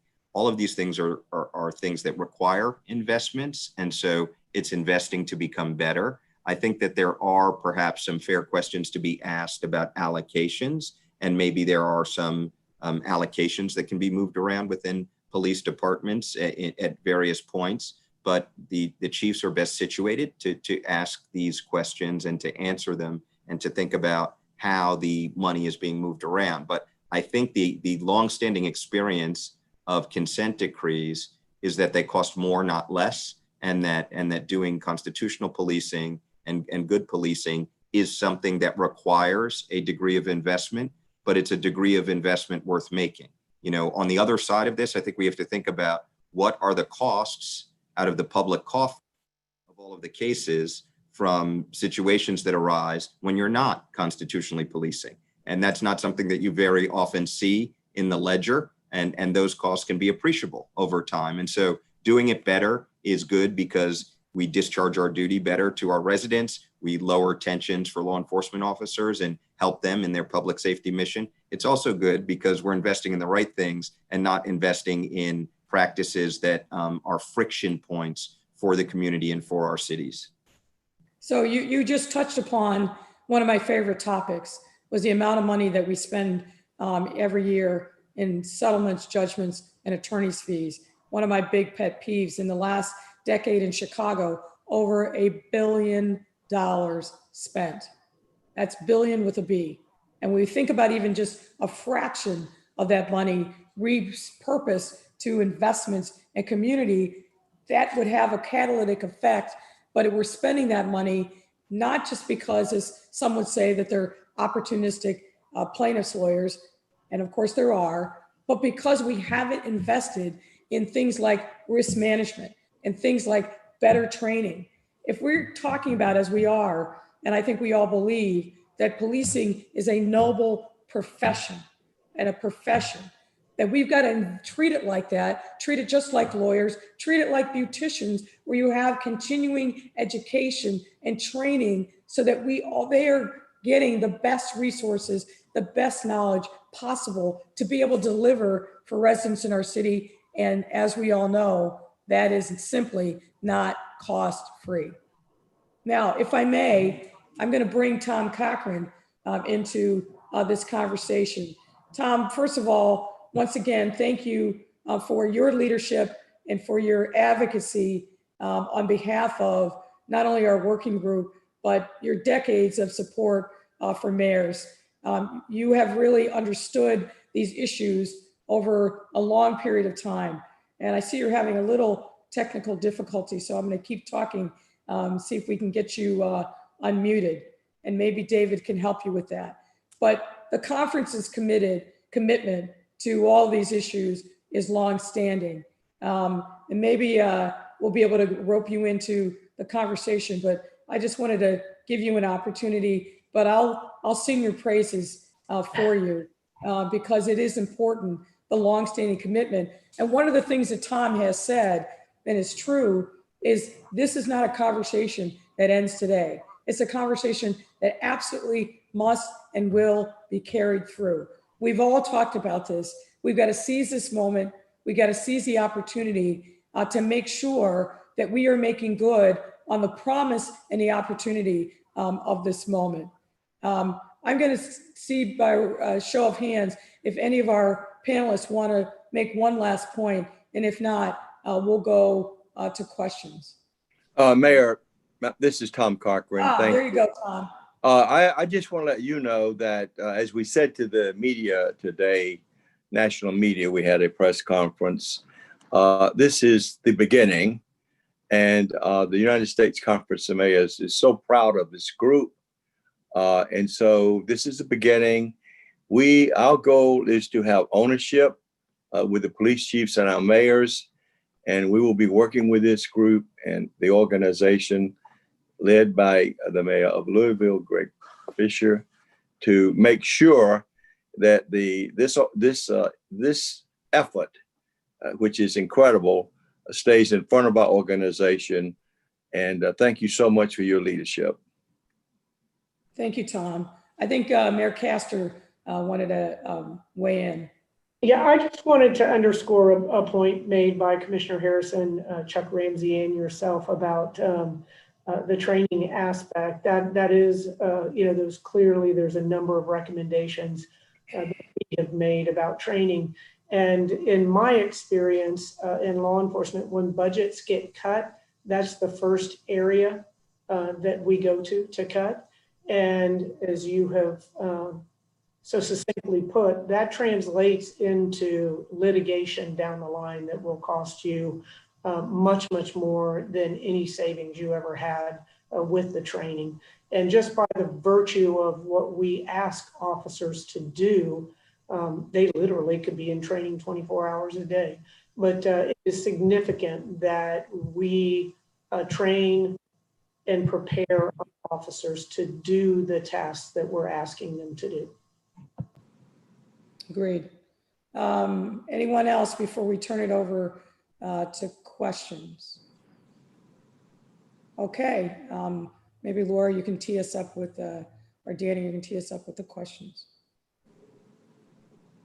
Looks like we have a question from Mayor Lang. What other co-responders would you advocate for or consider in addition to mental health? And I wonder if I can call upon Commissioner Harrison to weigh in on that. And I'm going to ask Debo if you can also give us a perspective nationally of what you're seeing and what's working in the co-responder space. So here in Baltimore, we are not necessarily lined up for the co-responder yet. We are working towards it and working to change our protocol because there is an entity that can handle some responses for mental illness calls, and they are 24 hours, but they hadn't been used prior to now. And we're working to change our policy and protocols and develop training so that we can have this co-responders. Some of them will be able to handle some of the calls. Some of it will be for police. Some of it will be for both of us. And we have embraced it, and we're moving forward towards it. How does it get funded is the question that remains to be answered. And so we fully embrace it here in Baltimore and look forward to it because we've been asked to be all things to all people. We just recently, without going into specifics, had a very serious police involved shooting with a mental illness call in the past recent weeks. And there was much debate about should we have been the appropriate responding agency, and that there's still conversation about that. But we embrace the co-responder model and moving towards it as fast as we can, but trying to make sure we don't create any gaps since police have been responding to all of it, because the first thing we want to do is create no harm. So we have a question from Mayor Tim Keller. I don't know if we can pull him in via audio or I can simply read his question. He's coming back. All right, let me tee up the question. There we go. Hello, Mayor Keller. Hello, it's good to see everybody. Thank you so much for putting this together. I just had, I think, a quick comment and a question. We've been trying in Albuquerque, we're under a DOJ consent decree. We have a shortage of officers, so we've been against, conceptually defunding from day one. And we also have really high crime. But we're trying to actually create a third response to 911. So a new department to be the first, for our city, it's always been police or fire. And we're saying, well, there should be a third department if a situation is, fits these other criteria. And so this effort, I think, is trying to find a balance between the fact that we have laid for decades at our officers' feet, we've said, do more, do more. And we've said, go get training on mental health, et cetera. And the DOJ has even told us this. And I think it doesn't work at all. We're trying to take the opposite tack, which is, just go fight crime. You don't have to deal with child neglect. You don't have to deal with down and outs. You don't have to deal with abandoned cars. You don't have to deal with things like oddly head lice and things like this. I don't know what it is about that, but we get a lot of calls on that. And we've identified over 20,000 calls to 911 that didn't need police. And when you do the hours that add up, they're very real. Now, I know, and many of the panelists have spoken that, some of these turn dangerous and it gets complicated. But I think for us, it's been about engaging the fire department as well as our housing folks and trying to send in people like that. So like, for example, with down and outs, we send a paramedic because they're usually dehydrated and that kind of thing. And that sort of badge, but without a gun, seems to be effective enough where people will listen to that authority figure, but also not escalate a situation. So I don't know if it's going to work. We're trying it, but I think it's a way to honor a little bit of both. One, taking stuff off officers' plates. I think for us anyway, that is a real issue. And I'm curious what other panelists, like what can you remove off in the name of freeing officers up to actually fight crime? And then conversely, who can step up and fill that gap? And we're leaning heavily on fire and EMT and on some of our homeless providers who do carry mace and wear, flak jackets, but they're not cops. And so anyway, that's just a little bit about where we're at, and curious if folks see a nexus there in other cities where you can kind of accomplish both, trying to actually help fight crime better, but also try and, destigmatize a lot of that public interaction and prevent escalation.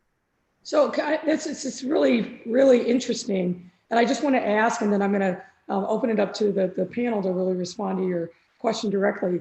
How are you dealing with the issue that, so for example, I think Mayor Castor has teed up, but many of us think is, all right, what about that third shift? And when the call comes in at 2 or 3 in the morning, are these folks going to be charged with responding on a 24/7 basis? And how are you working through that question? We are, the current plan is, we have a scoring in our center 1 through 5 in terms of priorities. And so we're hoping to send 4 and 5s not through the police department, even in the middle of the night. The difficult area obviously gets when you get to like level 3.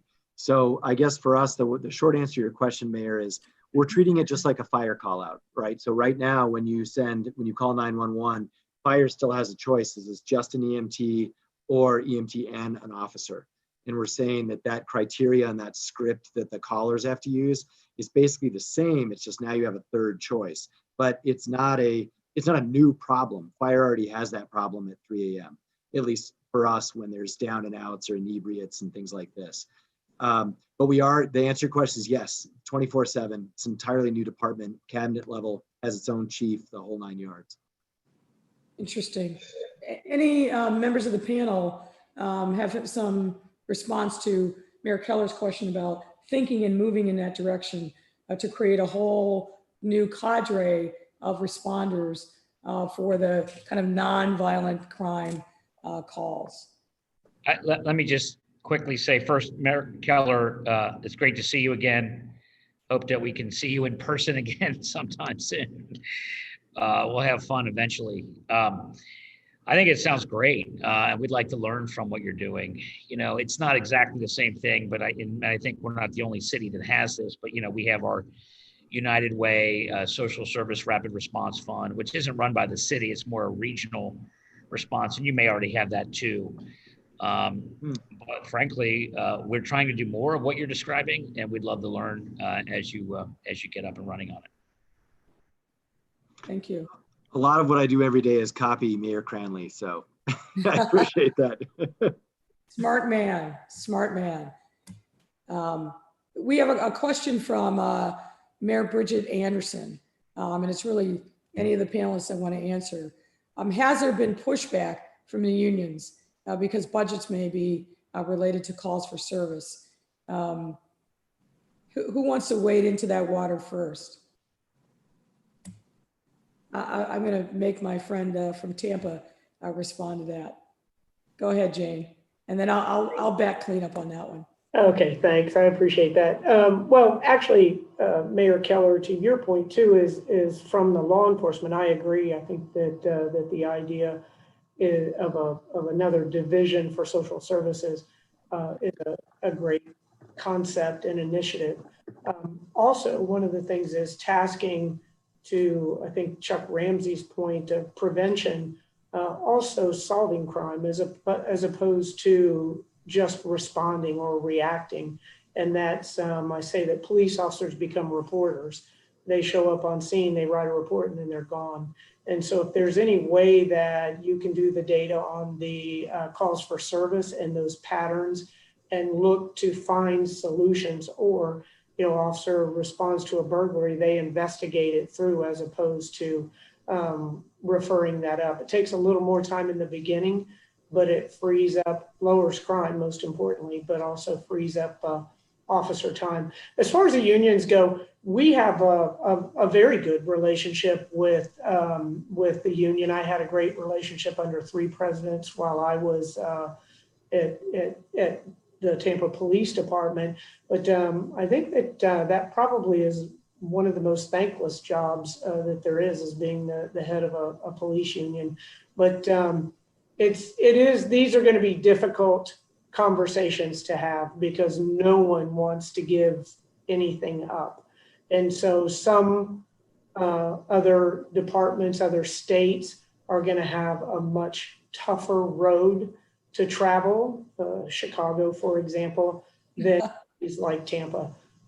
But we have to ensure that we don't bargain away those rights as we move forward. And that Mayor Cranley brought that up earlier. That oftentimes is what it comes down to in the bargaining, is that a city doesn't have the financial wherewithal to provide those raises that the officers are looking for. And so they're chipping away at the rights.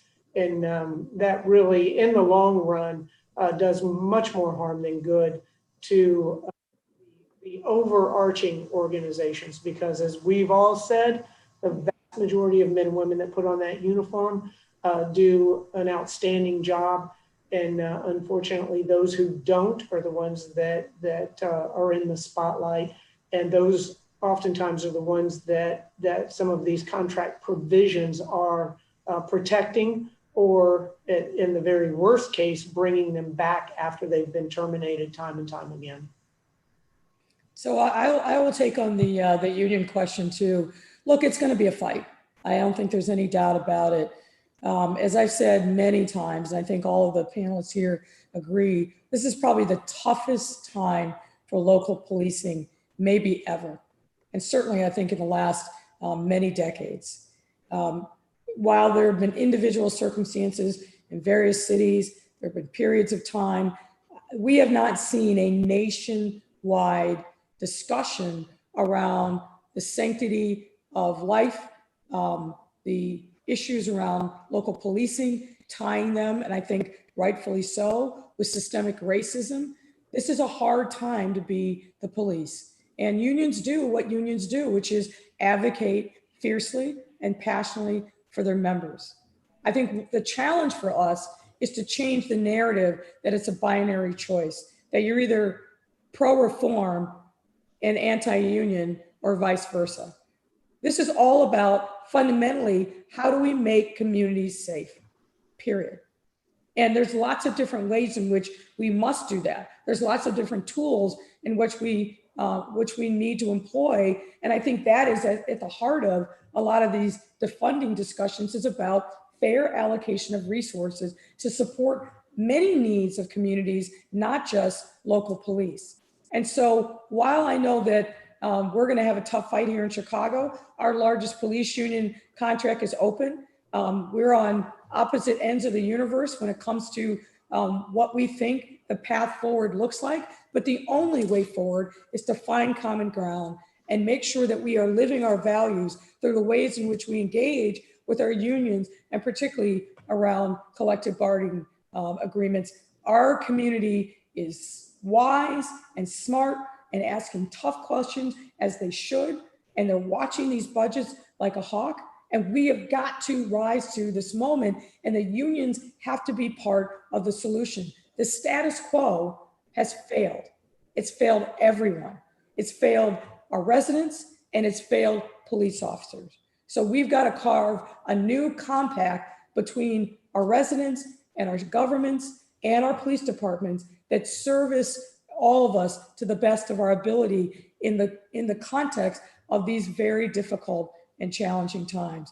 And before we end, because I think we're running out of time, I want to welcome Phoenix Police Chief Jerry Williams to the call. She'll be with us for our next panel. But I think, Laura, if I'm right, we got to pause here. We're going to take a few-minute break, and then we'll be back with our last panel of the day, in which we're going to be talking about a timely topic: building trust between communities and police. So stand by, and we'll be right back with you after a short break.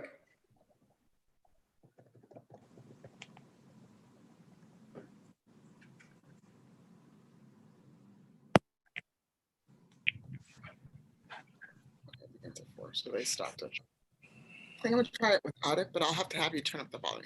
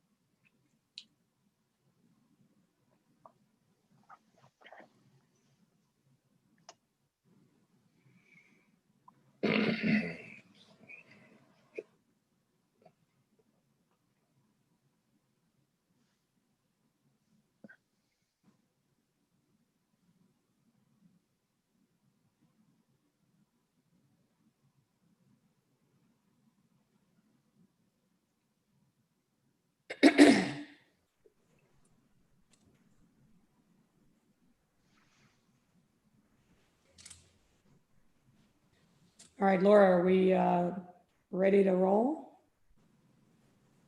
We are ready to roll. Ready.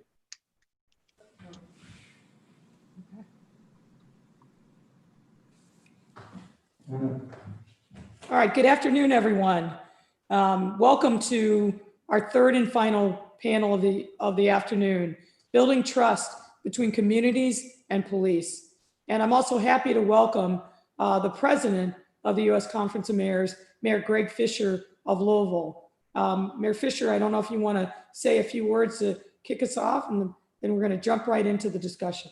Absolutely. Thank you, Mayor Lightfoot. Well, it's been a marathon and an incredible day for police reform and racial justice for the conference, and you and the team, Mayor Castro, Mayor Cranley, and all of the staff and all of our police chief and resources has just been incredible. So I thank you all on our media call today that went very well as well. So I just want to say great job to everybody. We got a long afternoon ahead of us. So I just wanted to say thank you. Really appreciate y'all. And Mayor Fisher, thank you so much for your support and your commitment to the work of this working group. And we look forward to continuing forward under your leadership. Absolutely. And we'll recognize Brian Barnett, of course, for starting this as well. I'm sure you've already done that, but thanks, Mayor. And I've heard from Mayor Barnett in his bunker up in Michigan. Thanks to Brian as well. So this afternoon, folks, we have an incredible panel, members of our working group, Mayor Jane Castor from Tampa. We have also Mayor John Cranley of Cincinnati. In addition, we have Chiefs Jerry Williams from Phoenix. We have Chief Skip Holbrook from Columbia, South Carolina.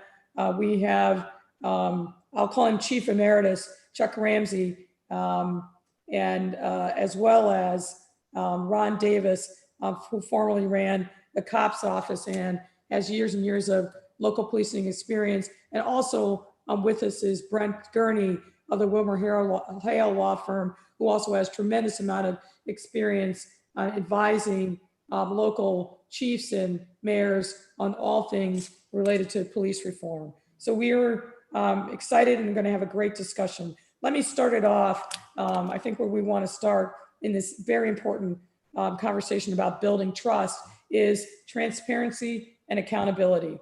And if I can pull into the conversation, Mayor Cranley and Mayor Castor, and we talk a lot in the report about collective bargaining agreements and restoring chiefs' authority to be able to respond to challenges and discipline. Why is this a problem about the chief's authority, and how do the collective bargaining agreements play into this? And why don't I start with you, Mayor Castor? Thank you. Yes, it's, the collective bargaining, again, we talked a little bit about sort of chipping away at those rights.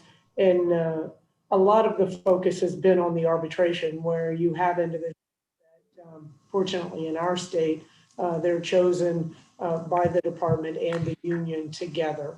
But someone is terminated from a department for just cause, and they get their jobs back. And so the public doesn't understand the Police Bill of Rights. They don't understand Garrity. They don't understand all of those protections that police officers rightfully have when we ask them to do the things that we ask them to do every day. But the public doesn't understand that. They just see that this officer, committed these egregious violations, was rightfully terminated, and now is back on the force. And so that, if we talk about the necessary relationship between law enforcement and the community, and how law enforcement derives their authority through community trust, that erodes that trust. And so it's critically important. And I believe that police officers feel the same way. They don't want those individuals to be back wearing the same uniform that they're wearing. So Brent, I wonder if I can call upon you. Tell us some of the provisions that you've seen over the years in collective bargaining agreements that are most problematic to making sure the chiefs in particular have the ability to address any issues regarding members of their department. Sure. Well, one of the primary problematic provisions that is contained in collective bargaining agreements includes provisions relating to anonymous complaints, and that will prohibit even the initiation of an investigation of an allegation of officer misconduct if the complainant is not sworn or the complainant is not identified. So that might preclude even the investigation of a situation where there is clear evidence of misconduct on video because somebody is unwilling to step forward. And as we point out in the report, it is oftentimes the worst cases of misconduct where a witness is most reluctant to be identified because of the stakes involved. This is different than saying that an officer ought to be found guilty of misconduct based on anonymous accusations. What we're talking about here is precluding even the initiation of an investigation, not ultimately whether or not there's enough evidence to sustain a finding of misconduct. That really goes to the weight of the evidence. It may be that the anonymous complaint is frivolous, or there's no other evidence to support it or no corroboration, in which case the appropriate thing might be to throw it out.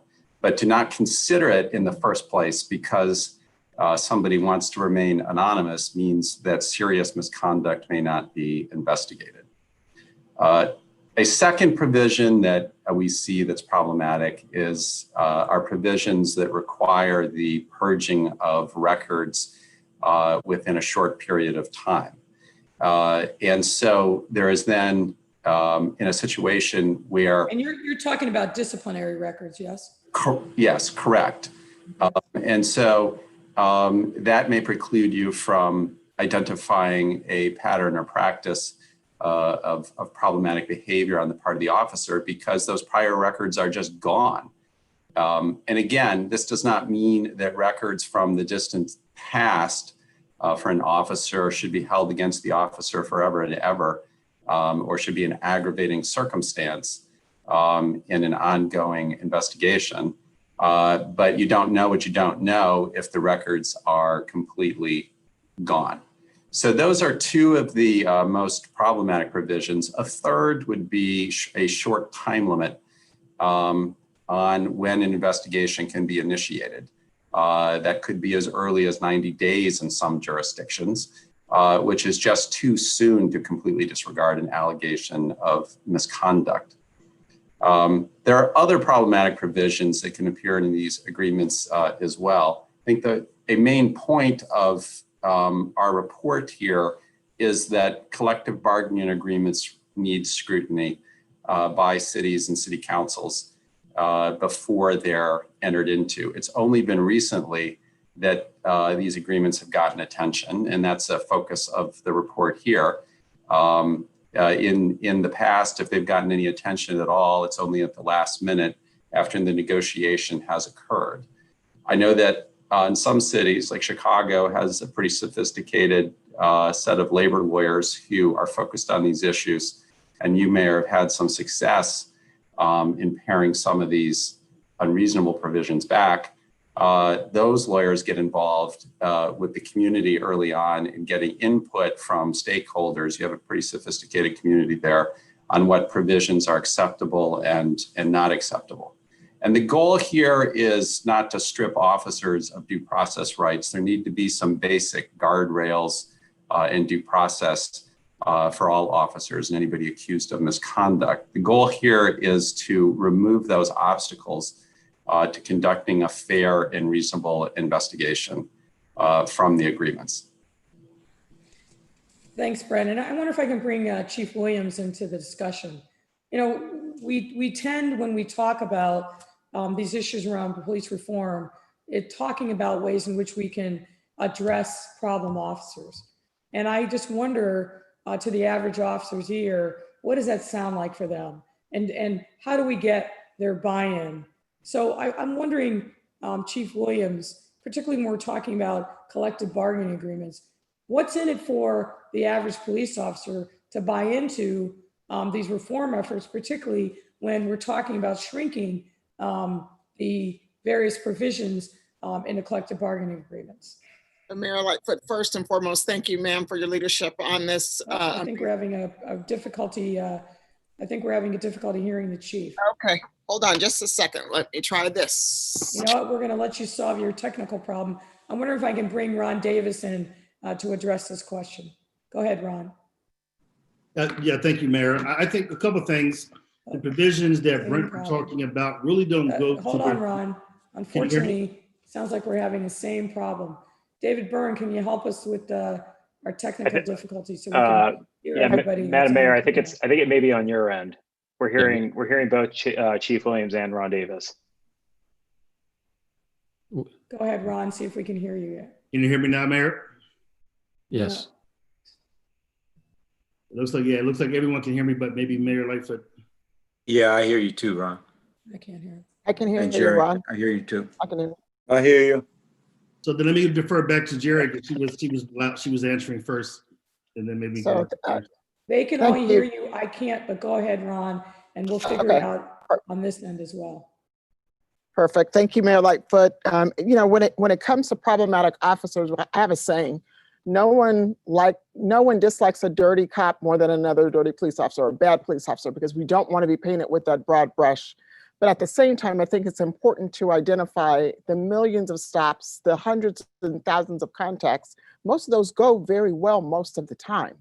And so what we're dealing with is a pool of individuals who are wreaking havoc and creating dynamics that those of us who've sworn to protect and serve really have a distaste for. But I think to Brent's point too, there still needs to be some due process for our officers and our employees. And as our report talks about, to a great degree, talks about if Jerry Williams does something egregious in Phoenix, I shouldn't be able to go to Palo Alto and be a police officer. I shouldn't be able to go to Texas and be a police officer. So that national registry is critically important. But at the same time, we do want to do something with those problematic officers, which kind of bleeds into the early intervention system. What can I do as a police chief to early intervene to keep egregious behavior from happening? Thank you. And I'm going to weigh this one as well to the mayor gets online. I think we always talk about the person that gets their job back, but even the process, when it works, it sometimes takes too long. Mm-hmm. And so you would rather have swift, decisive discipline that changes behavior than long-standing, severe discipline that takes you 3 years to suspend somebody. And what you got for 3 years is the disgruntled employee that may be engaging in internal sabotage versus someone who made a mistake, got slapped to the hand, and got minimal discipline or appropriate discipline and can move on with their career. I think the other thing that happens is when I first became a chief, I had 3 people on administrative leave that had been on leave for 2 years while pending a criminal trial, was on for another year. They got acquitted, got the job back, and also sat there and watched them collect salary for 3 years, gain their vacation, get everything restored, and still had to be on the Brady list because they lied in court. And that didn't make cops very happy while they're working their butts off every day. So this is one of those, you let the officers know that you want to protect their due process. You want to protect them against mismanagement or targeting or discrimination. But protecting a dirty cop is just not going to, or a cop that made a mistake does nothing for them other than tarnish their own reputation and legitimacy. Thanks, Rod. And both of you kind of brought up the issue of certification and licensing. Let's dive into that topic. I think it was probably one of the most robust discussions that we had as a working group. So a lot of states have licensing requirements. In some ways, that's the easy part, right? Just setting minimum standards that are uniform across the state. Where the rubber hits the road is where a police officer is terminated in a jurisdiction, and whatever the underlying circumstances then are brought up to a board to determine decertification. So, Rod, I remember you raising this issue in particular. Are these certification boards, or when they're acting in decertification mode, are they the panacea that people think they are? I don't think they're a panacea, but I think here's where it does help, is to be terminated from an employee is a local matter. But like any license, you're not disbarred. You didn't lose your license, so you can go to another agency and even to another state, even though you were terminated. I think if we're going to operate as a profession, law enforcement needs to be a profession. We need to adhere to a national coherence of body of standards and evidence. We need to be held to a high standard as professionals, which means if I engage in misconduct, right, something against evidence and science that harms my client, I should lose my license. And if I lose my license, that means I can't practice anywhere, just like a doctor, an attorney, and another professional. I don't think it's a panacea, but it takes away the judgment from another chief to either agree or disagree with my termination, and it puts it to a state board that gives the license or not take it away. And I think what you're going to see is there's a lot of people that move around that will try to duck and dodge exactly this. The only thing that doesn't capture that concerns me are resignations in lieu of termination. We need to find better ways of capturing that when people cut deals or they know they're going to get fired, so they basically resign. So there's parts about completing investigations even when people resign. But I think it's not a panacea, but without it, it creates a loophole that a lot of people can drive a Mack truck through. And Chuck Ramsey, talk to us a little bit about the things that mayors and legislators should be on the lookout for regarding the composition of these licensing boards. Well, you know, and it's not a panacea if we had such a board. And I would imagine, just having been in Chicago and just watching how the police board operates, for an example, where you would have to present, whether it's the chief, it could be the city attorney or someone else that would present evidence to the board, and they would make a decision as to whether or not this rises to a level where this individual should never be a police officer again anywhere. And then that information would go into a database. I think one of the things that sometimes people think that that's, you know, that's going to solve all the problems. My experience has been, in some cases, that some civilian boards are actually more lenient than police boards. And by that, I mean, you know, the chief or whoever it is making that initial decision, and they overturn a lot of those particular cases. But I do believe there should be some system of certification, which every state has some form. They may not call it certification, but when you graduate from the academy, you are given that authority for that state. But very few have any way of taking that away. And that's how officers kind of skate by. And Ron mentioned it. I've had numerous incidents where people simply resign because they know what's going to happen, and they resign to save their pension. And so we need to look at that issue too, because we've had officers that actually get convicted of serious crimes that still wind up being able to hold on to their pension. So I don't know the answer to all that, but I do think that we've got to dig a little deeper into those kinds of things, because if we don't, I don't know if we'll be that successful in really achieving what we're trying to achieve. But I think that's a strong step forward, having some way and some national database to keep police officers from moving from jurisdiction to jurisdiction, and they're just not suited for the job. So I want to shift gears here and pick up another, I think, important tenet around building trust, and that's impartial policing. And I wonder if Chief Williams can kick us off in this discussion. And, you know, everybody talks about inclusion and diversity in police departments, but how do we actually make that happen? Mayor Lightfoot, that is almost $1 million question nowadays, isn't it? How do we make it happen? So we make it happen with training, we make it happen with strong policies, we make it happen with supervisors on the ground, commanders, sergeants, first line supervisors, making sure this constant messaging is happening. And when we fall short, having our community members call us on that, because I can't fix what I don't know. So it's going to take all of us, and you mentioned it previously, Mayor, working together to make this process happen. I think Ron mentioned having difficult conversations with our community members on how they wish to be policed and what that looks like for them, given the diversity of our communities. I think all those issues are critical. And it's going to take all of us doing a lot of work to make it happen.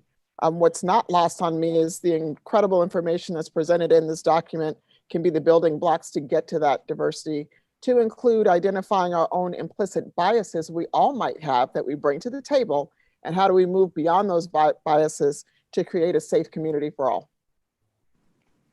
Well, as you know from the report, there's a number of recommendations that we make around this very issue, from implicit bias training, procedural justice, making sure that officers have real cultural literacy, and making sure that the police department fundamentally reflects the diversity of the community in which they're operating.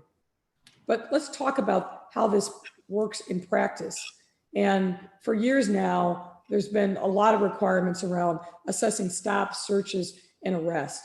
Let me go to Chief Holbrook and talk to us a little bit about how you're using that data to make sure that you're staying on the right side of the ledger regarding unbiased policing. Well, we first and foremost specifically address it in policy, and how we communicate following that policy is very important. We make sure all our policy is available publicly so people understand the standard that we hold ourselves to when it comes to fair and impartial policing. We have electronic reporting in this state, which has advanced us fairly quickly, and that's something relatively new where we have a requirement to report all of our stops, whether it's a verbal warning, a written warning, or an actual citation. So we are able to track that, make adjustments, or identify if we have any unintentional consequences of traffic enforcement, or patterns of practice that we have to address, and we're able to address them quickly if that is the case.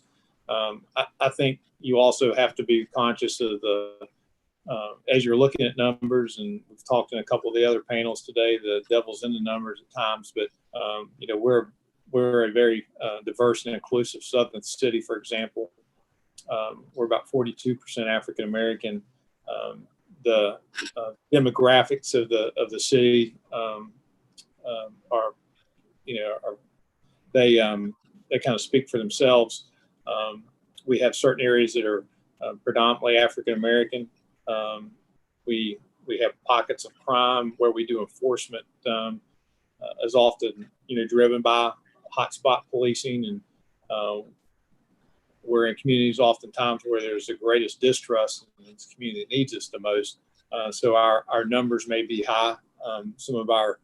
We have to be very sensitive to some of our strategies and tactics. And again, if you just solely look at numbers and don't really dive deep into the numbers, they can paint a different picture. I think we've also learned in this, in this extensive review we've done with this working group that, perception is reality, and we've got a perception problem with policing right now.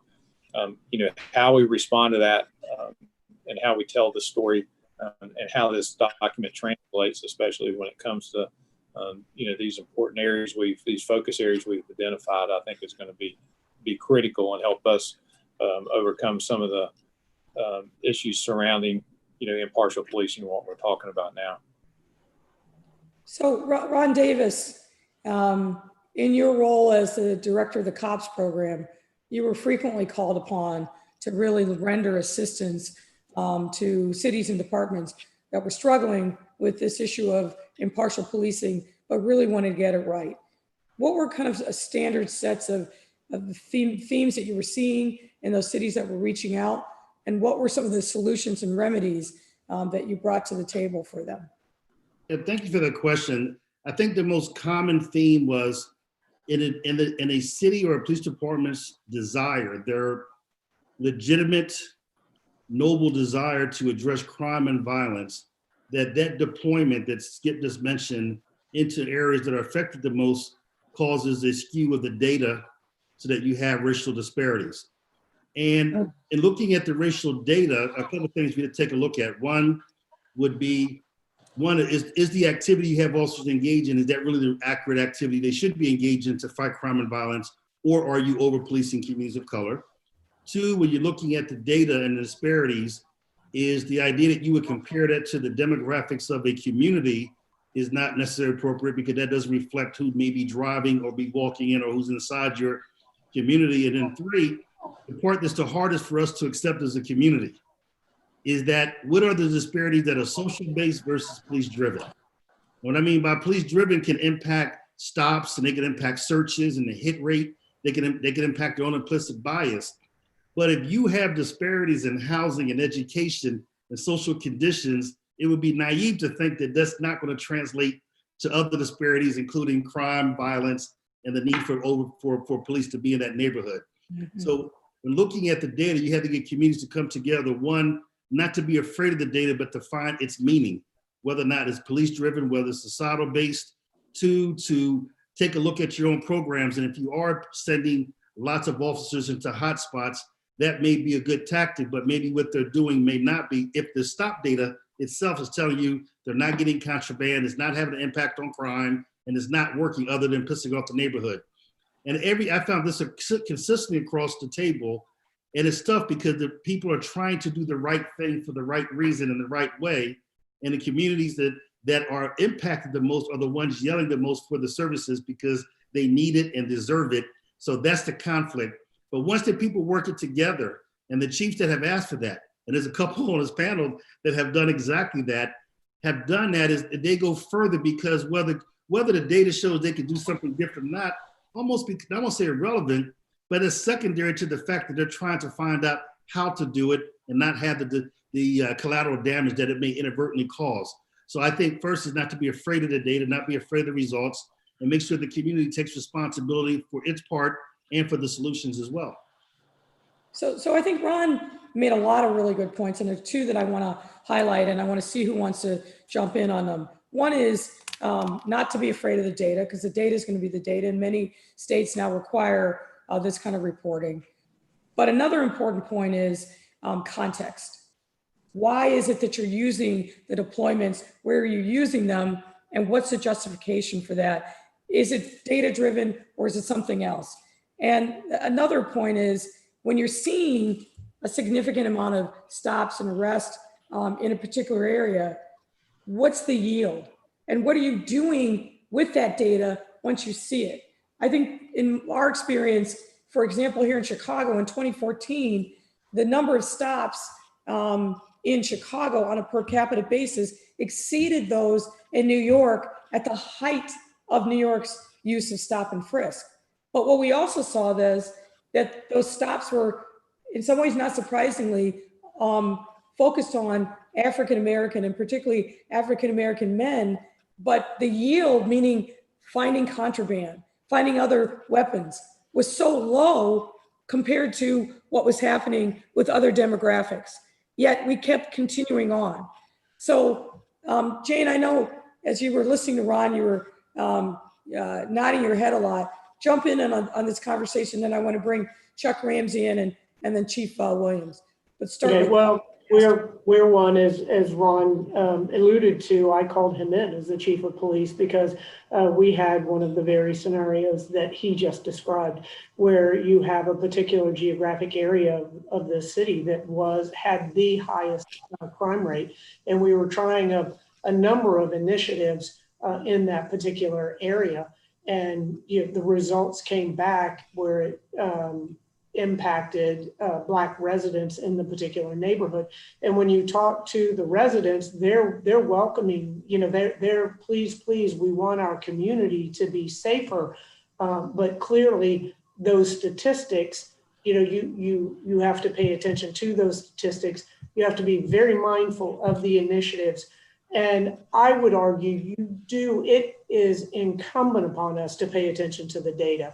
And you can look at cities nationwide that have very high crime rates, that it's sort of a do no harm theory. They're not looking one way or the other. Crime goes up, They blame it on the judicial system. They blame it on the courts. They blame it on the schools. Crime goes down and they take credit.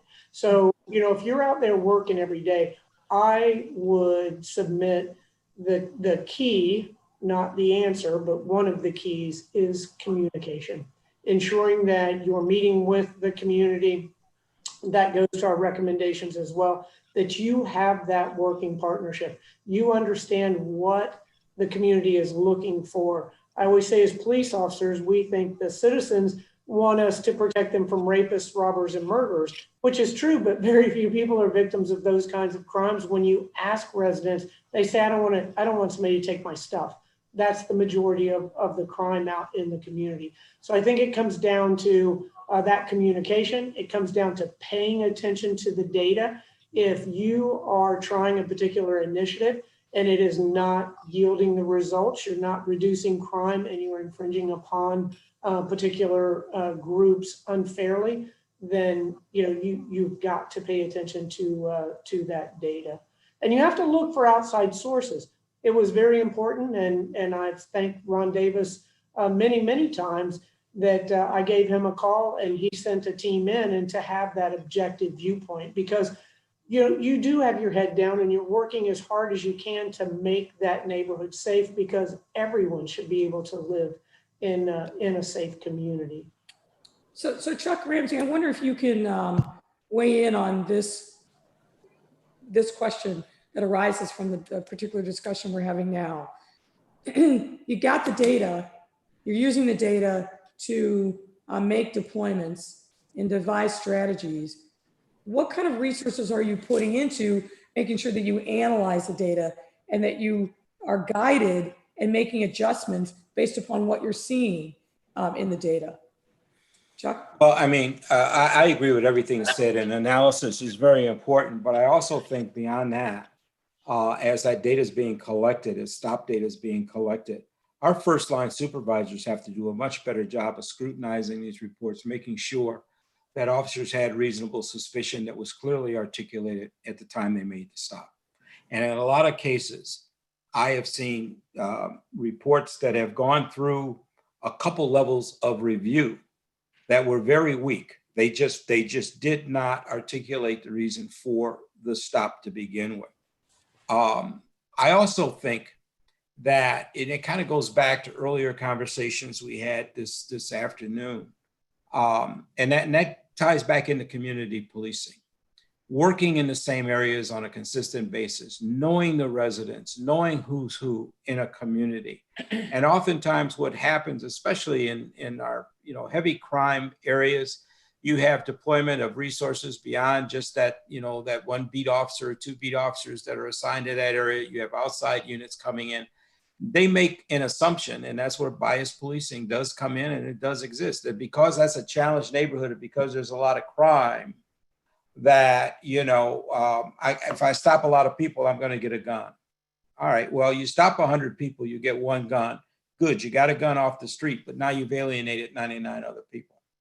And so by not knowing who's who, and there are times when you do need to make stops. There's no question about that. It's not an all or nothing proposition. And I think that's where we go wrong when you start hearing people say in stop and frisk. We're not talking about stop and frisk, we're talking about Terry stops here, and that are constitutional stops. But we need to be able to, do a better job of training our officers to constantly emphasize that. Review the stop data, not just in terms of analysis after the fact, but at the time the officer writes the report, right at that level. If it's not sufficient, kick it back or challenge that officer. Well, why did you make that stop? We're not telling them not to do it, but they've got to do it within a constitutional framework. And as we deploy additional resources in districts that need that extra support, there's no question about it. But those officers need to really be given some information, I believe. If there's a gang war going back and it's going back and forth, who are the players? And not every kid in a gang is violent, but there are some that are very violent and that are known to carry guns and are likely to be the next shooter in retaliation and so forth. That information often doesn't get out there to a point where officers kind of know what it is they're dealing with. They're I was a commander of the 11th district for 3 years in Chicago. And as you well know, on the West Side, that's one of the most violent districts in the entire city. And we welcome the support. But oftentimes after specialized units left, we got nothing but complaints because of the actions that they took while they were in there. And they don't feel accountable because they don't have to go back there the next day. And so we've got to really kind of rethink that. And we've got to really hold all of our officers accountable for their actions, whether they're in that district, working that beat on a consistent basis, or outside coming in for a brief period of time. Because a lot of these special units, sometimes, they act with, at least they feel like they can act with impunity because nobody knows who they are, and they just go in and just make a lot of stops. And then that causes nothing but problems for us later on. So it's really holding people accountable to make sure they're doing it properly. So that's a tool that we do not lose because we do need it. So I want to highlight a couple points that Chuck made that I think are right on point. Familiarity, officers' familiarities, being in an area long enough that they understand what the conditions are on the ground and that they have enough time to actually build relationships. When you spend that time, when you're familiar with an area, of course, you have the opportunity to engage in authentic relationships with members of the community, and they're going to trust you more. And one of the last points that Chuck made, which I think is 100% right? We all like these specialized units that parachute in to provide backup and support in hotspots. But Chuck's point is a cautionary tale. The specialized units have to be accountable. They have to know that they're going to be making an impact on that community as much as anyone else. And I will tell you, one of the things that we started doing in Chicago under our new police superintendent, David Brown, is every single front-facing officer, and particularly the specialized units, must engage in some kind of community support or community policing project every single week, no matter where they are. They don't parachute in and have no connection to the community. This is early on, but I'm very supportive as a mayor because I think that's the way you get to authentic relationships, and that's what's got to be the foundation and the cornerstone of building trust. And I'm going to jump in and ask Mayor Cranley if I can get him into the conversation. Mayor Cranley, I'm calling on you, my friend. I'm sorry. That's all right. So one of the things that I want to draw upon your experience in in Cincinnati as a cautionary tale, right? You've been working on these issues for 18 years, started in 2002, and coming into a circumstance where there was a lot of mistrust between the communities of color in particular and the Cincinnati Police Department. Tell us from your experience why it's so important to make sure that there are trusting relationships, particularly when it comes to deployment of resources, stops, frisk, and arrest. And what the downside is if you don't pay attention to how you deploy, why you are stopping, looking at your data, and doing it with an eye towards building better relationships with the community. Let me tell you the bad news and then the good news. The bad news is when we adopted our reforms, which, by the way, we adopted partially by negotiation, partially because the Justice Department was suing us. And so, there was an involuntary nature to it as well. But it was hammered out, and the police union endorsed the deal in 2002. The old guard fought it tooth and nail for 5 years. And the bad news for many of you who are going through these reforms now is that it's unfortunately a long haul. But by 2007 and to this day, we really had a sea change culturally with our police officers becoming advocates. They became converts, and now they preach the lessons. And there's so many lessons, but the thing that our police administration brag about the most is that we make 50% of the arrests that we made in 2002, but our Part 1 crime, now this is pre-COVID, where guns violence has spiked this summer, so it may not be current for the last 3 months. But prior to the last 3 months, Part 1 crimes were down 50% over the same period that arrests were down 50%. And a lot of why the relationships are so critical is that cops are told constantly what they can't do, what you can't do, what you can't do, and they're rarely told what they can do. And, it may seem obvious to us, but it's not obvious to a police officer that if your job is to enforce the law, that giving a ticket to a kid walking home from the library is disproportionate and career threatening, or a weed ticket if no other person is being harmed or annoyed, versus arresting somebody for an illegal gun charge. And legitimacy comes from listening to the community, and in our communities, especially in our communities of color, they will have rallies and parades for police officers if they're arresting the shooters and arresting the people with the guns and the people involved in the gun trade. And that is critical because then there's a sense of morale and satisfaction when the community pats the officers on the back and say, thank you for getting these bad guys off the street. And so that doesn't happen unless you have real dialogue, real communication, and long-term relationship building. And what we have is not just officers who are required to do this, but we actually pay for a number, frankly, of ex-felons who are community advisors and have been around with, some have been with us for more than 10 years, others are younger, more recently out of prison, who help build relationships and create safe spaces for our officers to talk with some of the most vulnerable populations to be caught up in sort of the illegal drug trade and violence activities. Thank you, Mayor. Chief Williams, yeah, you want to weigh in on this topic as well? Mayor, thank you for that. I was actually going to self-expose my city, so I don't even have the ability to report out data to a national system. So I plan on using this document and this conversation and the folks who are in our working group to help us get to that point. To Chief Ramsey's point about being surgical about whom we go after, it's absolutely critical. And to Ron's point, we still have to have the connection of the community and make sure that the juice is worth the squeeze. So we can't just go in and decimate a community to think that, yay, we have the bad guys, and then we've lost relationships. So gone are those days. We have a lot of work to do. Thank you. Thank you. Mayor, can I add one thing that I wish I would recommend for departments? I wanted to do this when I was at Justice, didn't have the ability or the time to finish it up. But every department, every chief knows in every department, there's a superstar that gets all the guns, gets all the dope, and doesn't do a lot of stops. They have the magic eye, right? They can walk down the street. Matter of fact, when they come out on the radio, half the department will start heading their way because they know it's going to be good. We've never tapped into that talent to find out how do these officers know who's carrying the gun. But usually it's what Chuck said. They have the intelligence, they know the people, they know who's carrying, who's not, where they're supposed to be, what neighborhood they come from, what gang they're a part of. They pay attention to behavior. There's a skill set involved that when officers have that skill set, you don't need to do 10,000 stops to get to 10 guns. You need 15 stops to get to 10 guns.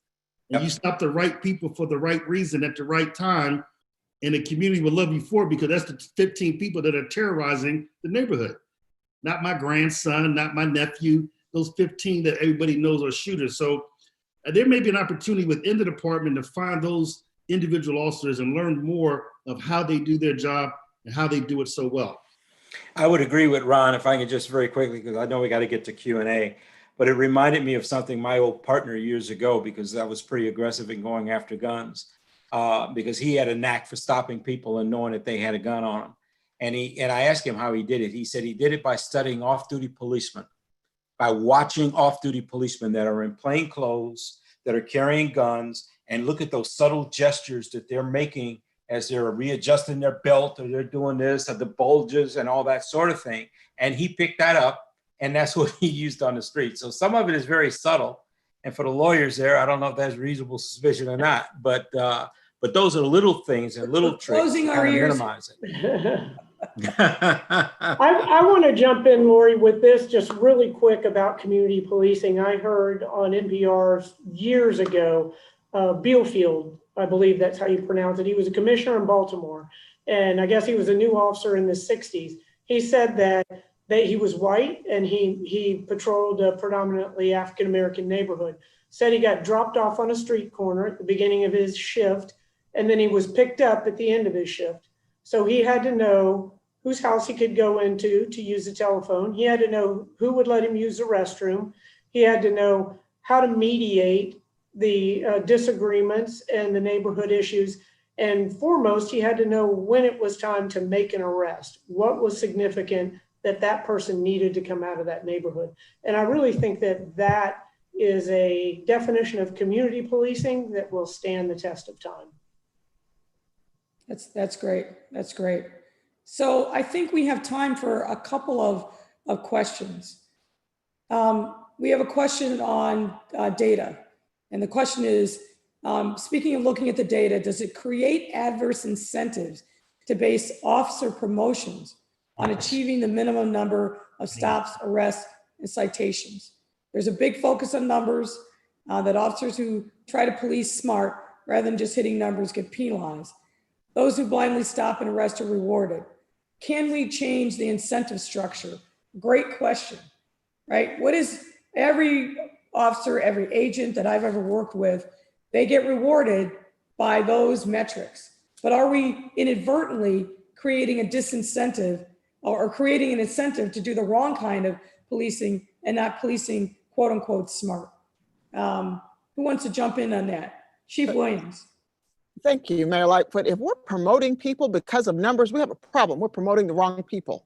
You promote people because of their leadership skills, their ability to get things done, the opportunity to serve the communities. In my humble opinion, and Ron and Chuck have definitely been in this game and Skip longer than I have.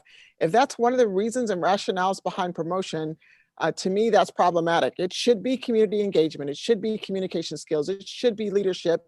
And when you have those things come into play, your people will be productive. That's just my 2 cents.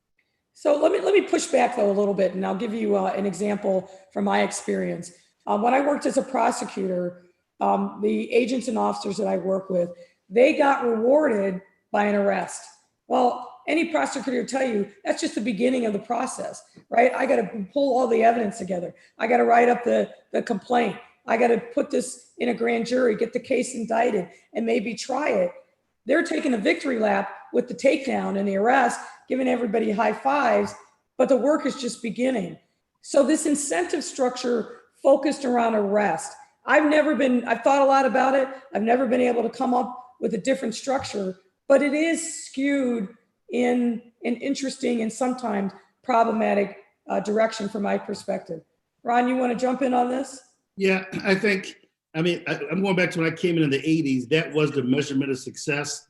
That's what we told the community. How you responded to crime, the response would be, we made 500 arrests, and the community go, thank you. And so to make an arrest as an individual officer brought you value, because you know you got the bag out the street. You didn't worry whether the prosecutors prosecute or not, because they, as far as you're concerned, they don't charge cases anyway. Move forward to 21st century. It's not the activity that you reward now, it's the outcome. In other words, are you solving a problem? So you have a traffic problem, whether you write 100 tickets or 10, if you did a community education, you put information out there, you only did 10 stops, and people stop crashing cars, you solve the problem, here's an award, right? In some cases, the arrest may be worthy of an award, but it's the solving of problems, it's the addressing of a concern. And what you don't want to do is ever set a quota, because officers will meet their quota, but they will meet them in varying ways that will cause you huge problems. Yeah, that is an issue. And when I started, which was even before Ron, late 60s, early 70s, activity was everything. That's how you were judged. You had a check off roll call where you had to tell the sergeant what you did during the tour of duty in terms of tickets written and arrests made and all that sort of thing. And what it did was not so much for promotion, but for maybe assignment to specialized units or maybe a tactical position and things like that. So there were rewards for high activity. But now I think that is shifting. And one of the things that I think is important, even when we look at our awards that we give to officers, we created a problem-solving award, for an example, for officers doing just what Ron said. We also created an award in Philadelphia. We called it tactical de-escalation, to emphasize those cases where an officer technically could have maybe resorted to deadly force, but didn't, and resolved the issue short of any high level of force. And we called it tactical de-escalation. In fact, the union, when we first came up with that, said, oh, no, you know, that's crazy. Nobody's going to come to it. We identified 40 cases that were recent, and we had it at our award ceremony. All 40 cops showed up to get that award because they were recognized for the skill they used to de-escalate a situation as opposed to resorting to force. And so if we want them to change that mindset, then we've got to recognize the good work that goes on out there that doesn't wind up as a viral video. It just as aggressively as we do for those cases where officers are, you know, involved in other types of incidents. Chief Holbrook, what are your thoughts about incentive structures and focusing on outcomes and not the front end, just arrests and stops? I'm an advocate for quality versus quantity all day long. I think really much of our greatest successes with these historic crime reductions that we've had up until recently has been shifting a focus from or the focus to outcomes, focusing on what the problem is and solving that problem. And now, especially dealing with violent crime, focusing on the offender. We know that there is a very, very small percent of the population that's committing the majority of our violent crime.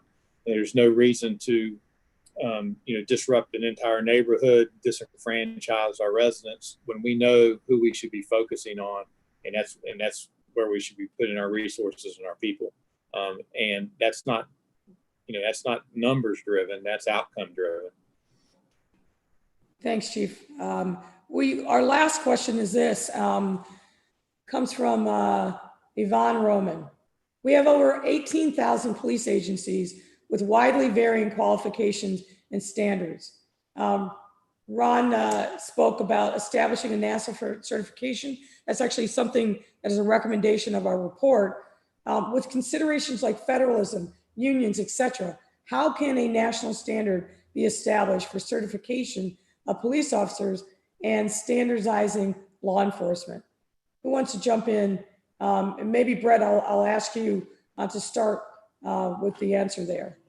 So I think the core recommendation here is to have a national database which would collect discipline records concerning officers. So you can't have police department shopping by those who have been terminated for misconduct, and a requirement of reporting out so that to prevent the same thing. With respect to standards, one thing about our report and many of these recommendations, for example, with respect to things like use of force, are that these are not brand new concepts. There has been a consensus out there across the country about what are the best practices with respect to many of these topics. Many of the things we're recommending have been approved by federal judges in the form of consent decrees, by PERF from the President's Task Force that Chuck Ramsey was on. The issue really is implementing these standards across the country. You can talk policy all day long, but implementation beats policy every day of the week. And what we're really providing here is a toolkit and practical ways to adopt these standards. But there is a pretty good consensus around most of the things that we are recommending already around the country that need to be done.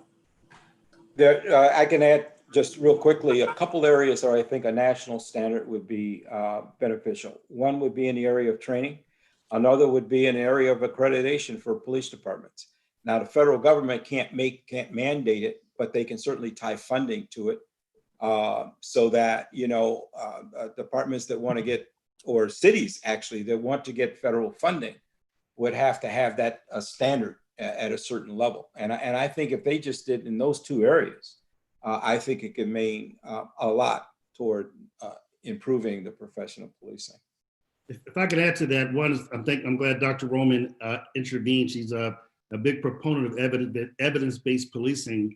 And I would say the key is there's no consequences. As a police chief, I have no consequences to implement evidence-based programs or to implement programs that I know cause harm, right? So we should start with a national coherence saying, do no harm first, like the medical profession.